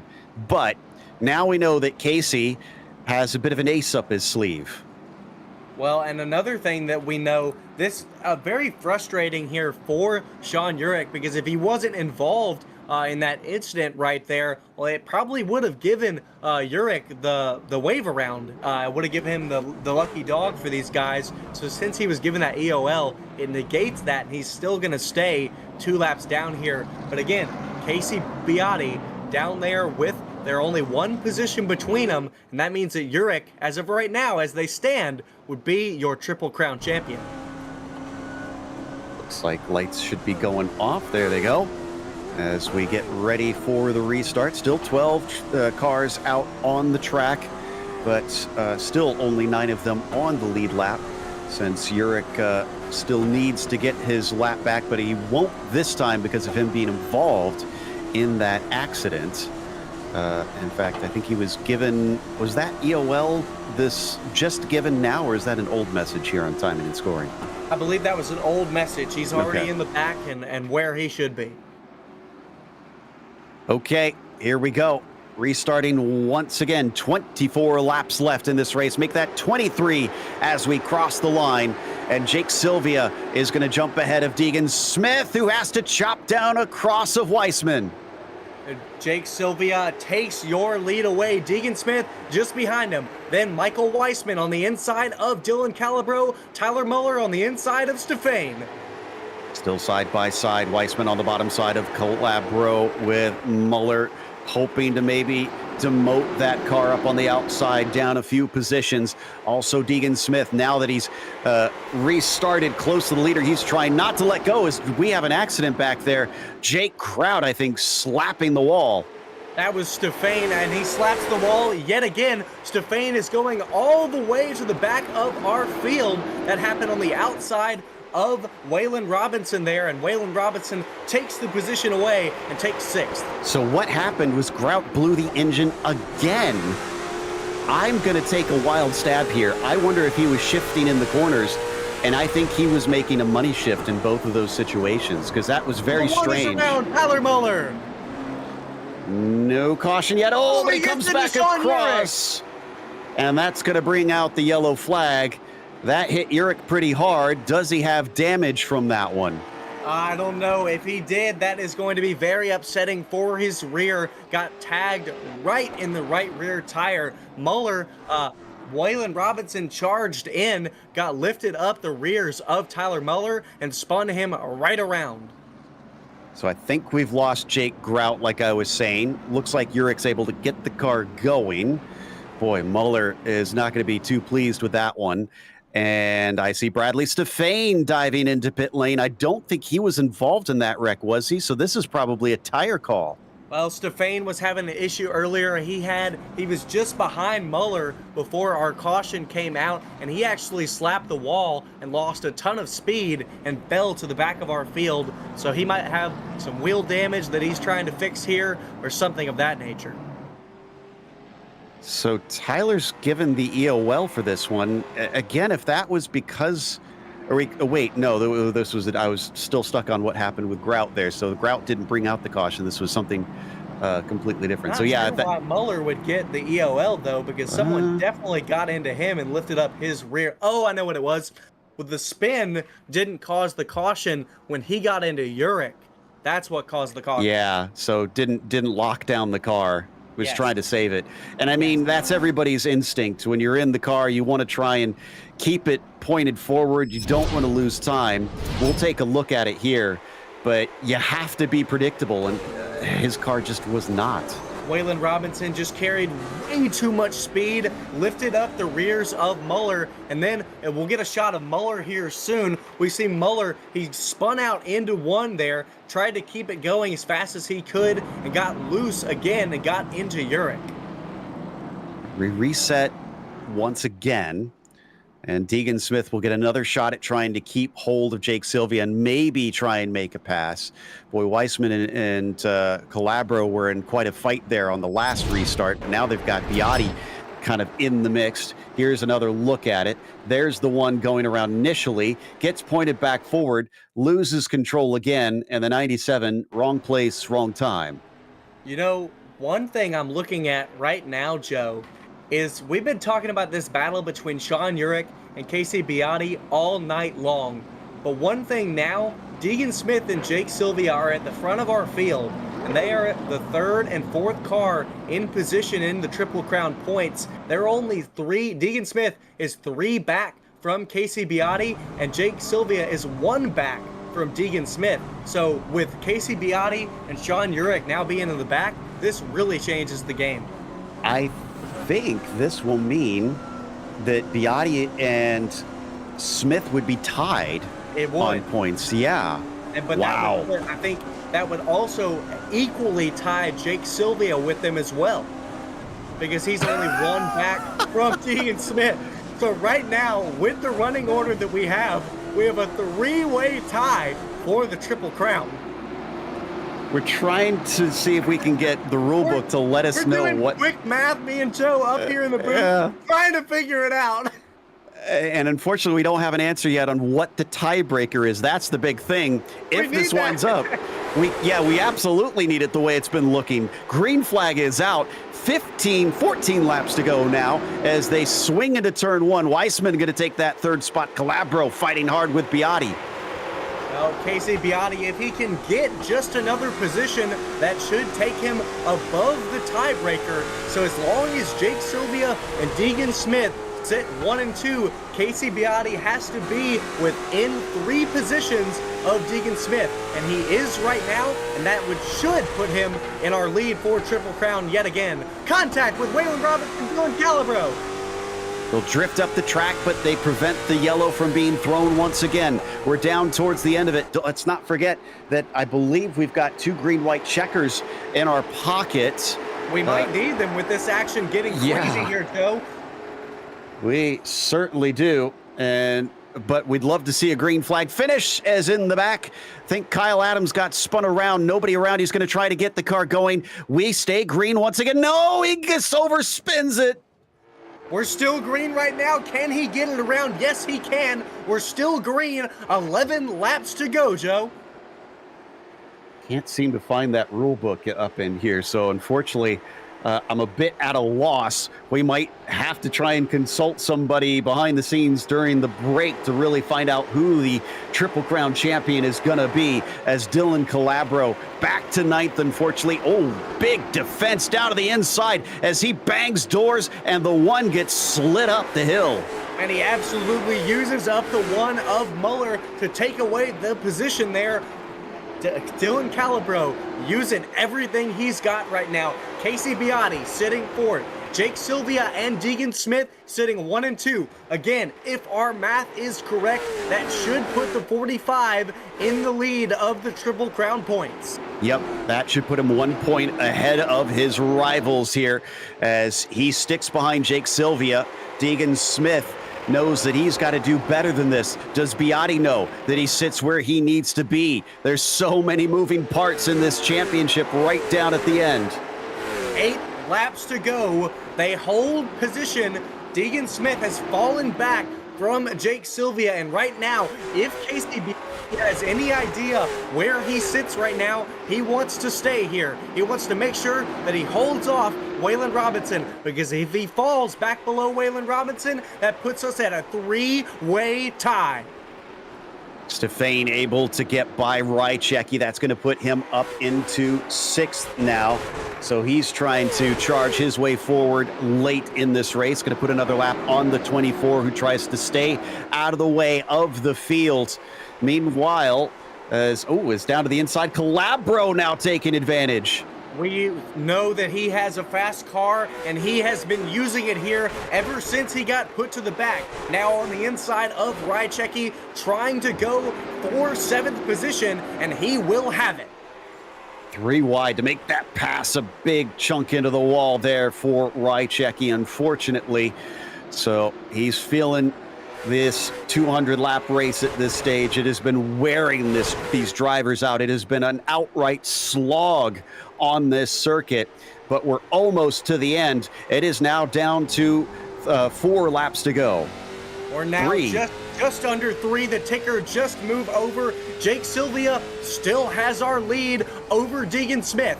Then Michael Weissman and that 45 of Casey Beaty, followed by that 133 of Waylon Robinson, your top 5. 2 to go at the line. It's coming down to it. Sylvia might be able to take a win here at the very end, but it's going to come up just shy of the Triple Crown to win that belt buckle. The 88 going to get the white flag. 1 to go. 1 to go here with the Misfit Touring Series with the Triple Crown Showdown. Right now, Casey Beaty sits in 4th place, but 4th place is good enough for the win. One above Jake Sylvia and Deegan Smith. Jake Sylvia off the final turn. He is going to win the last race of the Triple Crown here in the Misfit Touring Series. But behind him, coming in 4th, by our calculations unofficially, Casey Beaty is your Triple Crown champion. Wow, what a race, Joe. What a finish. I absolutely did not think anyone else was going to come into play today, and that was on me, counting out Deegan Smith and Jake Sylvia here today. A great win by Jake Sylvia, and unofficially again, a great win by Casey Beaty in our Triple Crown Showdown. He's doing some burnouts, and I imagine that means he knows that he's won. Jake Sylvia going to join him with those celebrations here at the very end. We have a classic track giving us a classic, a Triple Crown, triple threat fight for the win there in the points at the very end of this race. That was unbelievable. You couldn't have written it better. No, I couldn't. I looked at it, the points, and I was like, oh my gosh, we're tied. We're 3 ways. Phenomenal stuff. And what a drive from the 88. Remember, he had to push through a lot of cars there to get the win this time. The 45 just did not give up on it, managing to put himself into a championship winning position. So great stuff. And we did get confirmation from race control. It looks like Casey is indeed our champion. Well, he's going to get the silver from Molly's Custom Silver, and he is going to wear it with pride. Okay, so I think that, this is, well, I should say unofficial champion is it is still not fully official, but from race control, they're confirming our calculations as to what we saw as they're going to put it nose to nose. Do we have a quick break here before we head off to our results? Yeah, we're going to just take a little. This net code gives us a bit of an abomination here on the front stretch. It's the combination of winners and champions. All right. Let's head to break here. We'll come back with the unofficial results here shortly on the Misfit Touring Series. Racing isn't easy, but experiencing it is. iRacing puts you in the driver's seat with the industry's leading sim racing game. Drive on laser scan replicas of the greatest racing circuits from around the world. Go head-to-head against other drivers chosen by skill-based matchmaking to ensure competitive racing at every level. Compete across all your favorite series. In officially licensed cars, engineered to deliver the most accurate driving experience possible.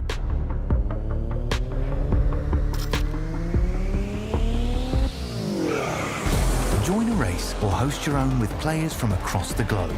Race against the computer or in a league with friends. Feel the thrill behind the wheel. Visit iRacing.com.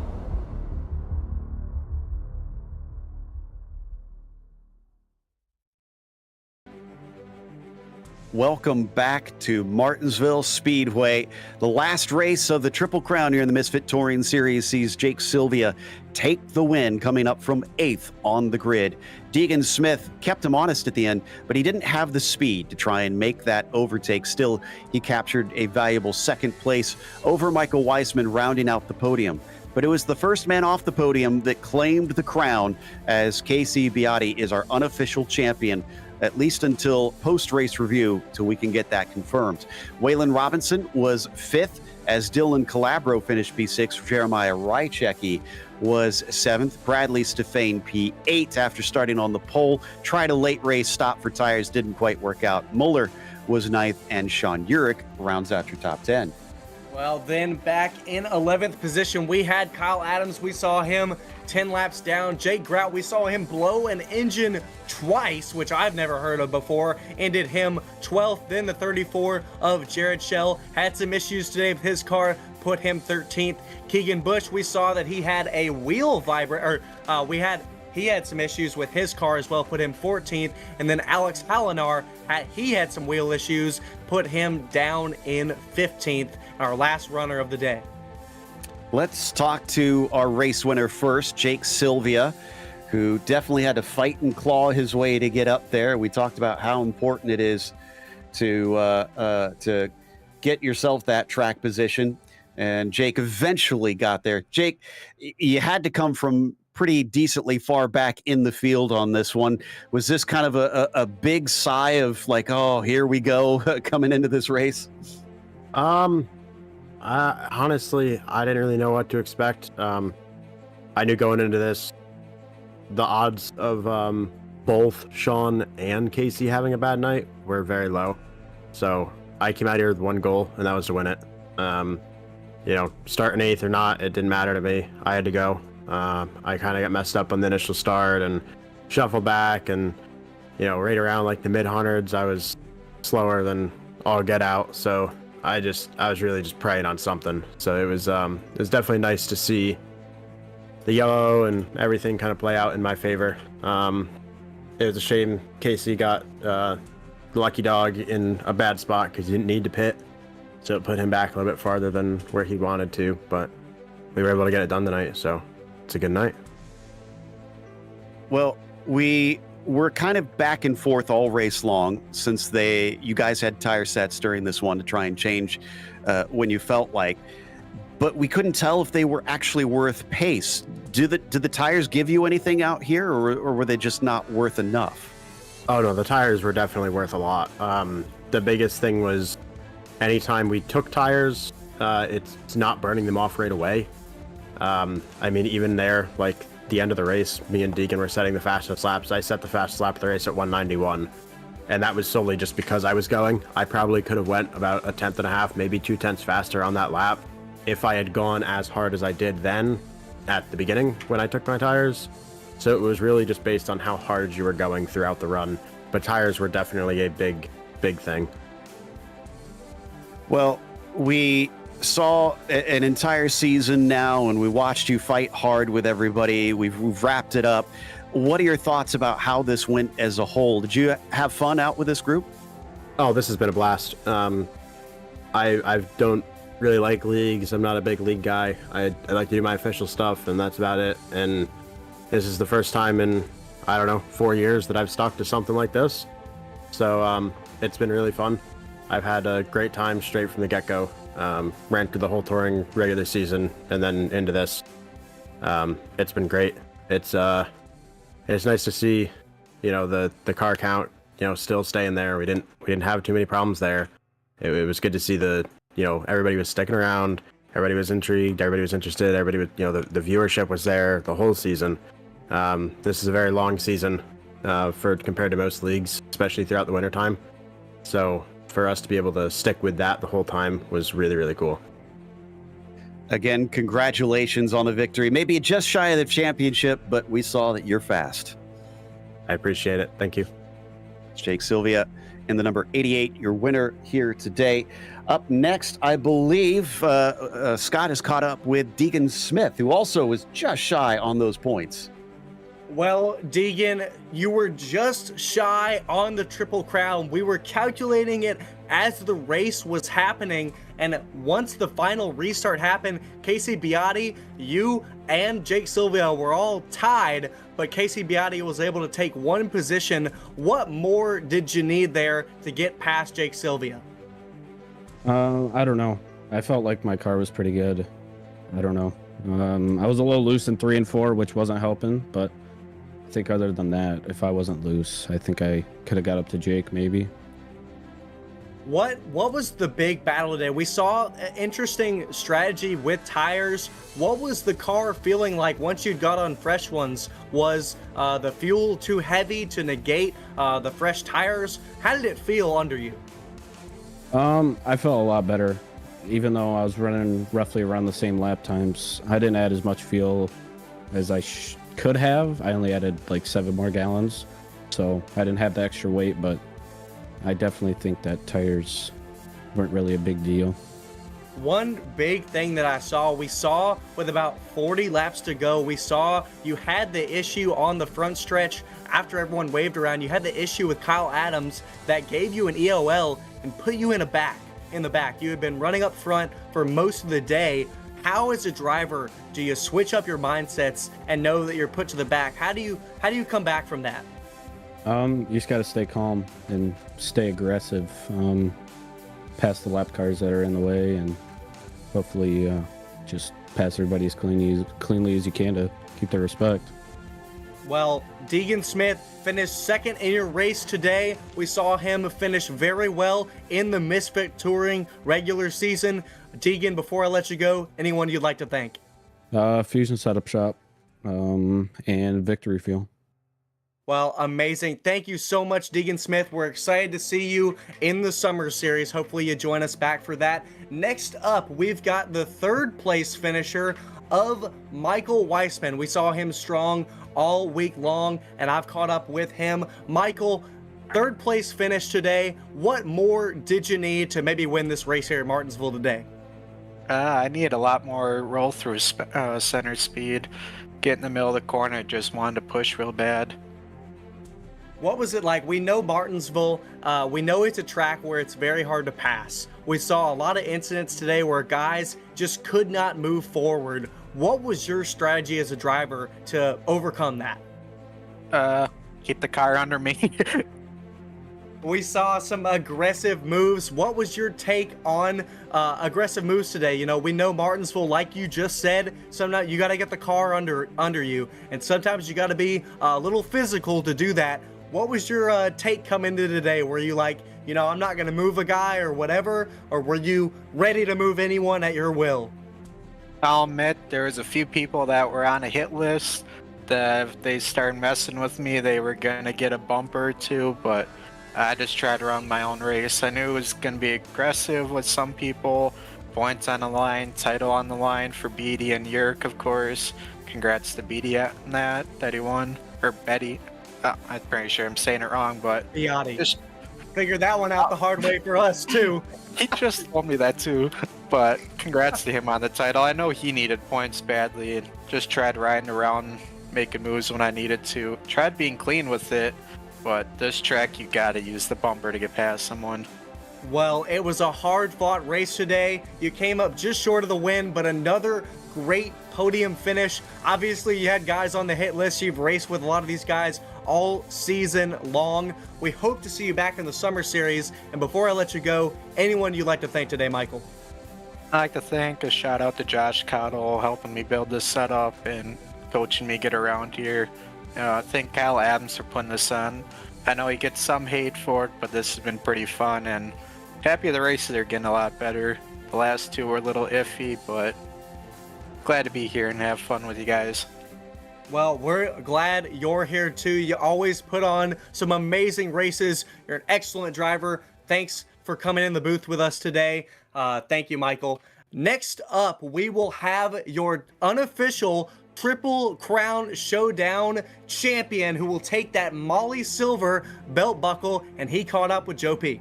Indeed, Casey Biotti here with us. Fourth place finish was enough to clinch it by a single point, from what we understand. Casey, were you counting those points out there? Were you keeping track of it? Oh, absolutely. I was real nervous there at the end. I counted, I don't know, probably 10, 15 times in those last 10 laps. Like, okay, I got him here. I can only beat them by this many. They can only beat me by this many. I was definitely a headache. I can imagine. And especially the second half of the race, because it looked like the first half was really yours. You were up to the front almost the entire time. So when you got shuffled back into the field, what's going through your mind? Oh, I need to get more positions. I need to pass cars. I just tried to put my head down and pass as many cars as possible. And I know I got a little messed up there when everybody got the lucky dog, and I somehow shuffled out in the back, which didn't really make sense to me, but kind of just had to put my head down and pass as many cars as possible. That you did. In the end, we've we've got such a great schedule for this one. We saw so many classic tracks, but is there one out there that you felt was missing this season that you want to see show up in next season's touring series? With how many Northeast guys there is, definitely Oxford's Plain Speedway. That I was kind of hoping that was going to be there with how many Northeast guys run this, but fortunately it wasn't on the schedule this season. Well, we'll keep an eye out, see if they'll give it to you since you take the championship this time. But congratulations, anybody you want to thank for this?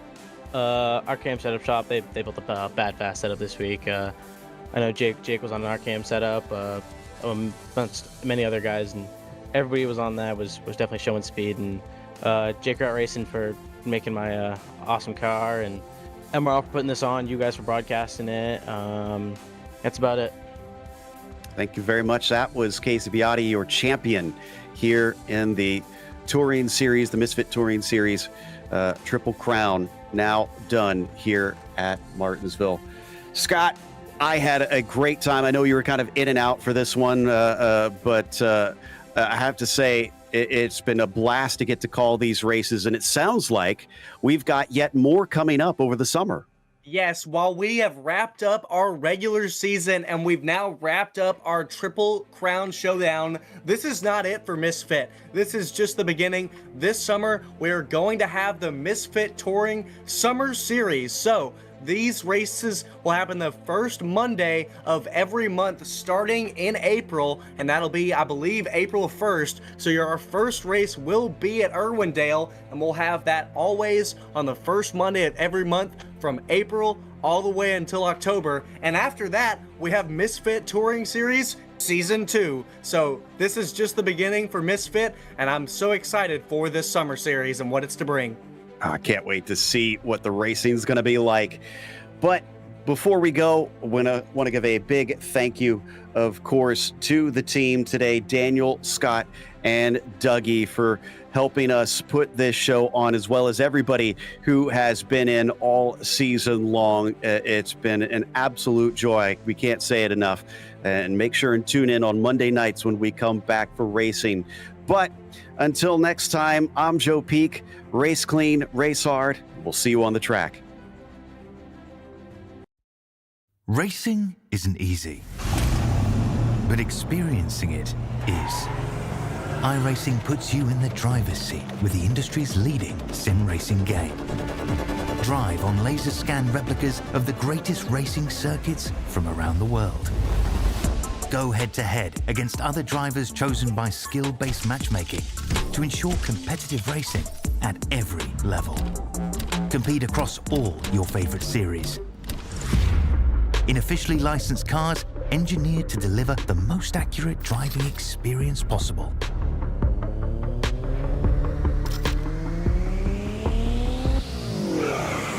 Join a race or host your own with players from across the globe. Race against the computer or in a league with friends. Feel the thrill behind the wheel. Visit iRacing.com.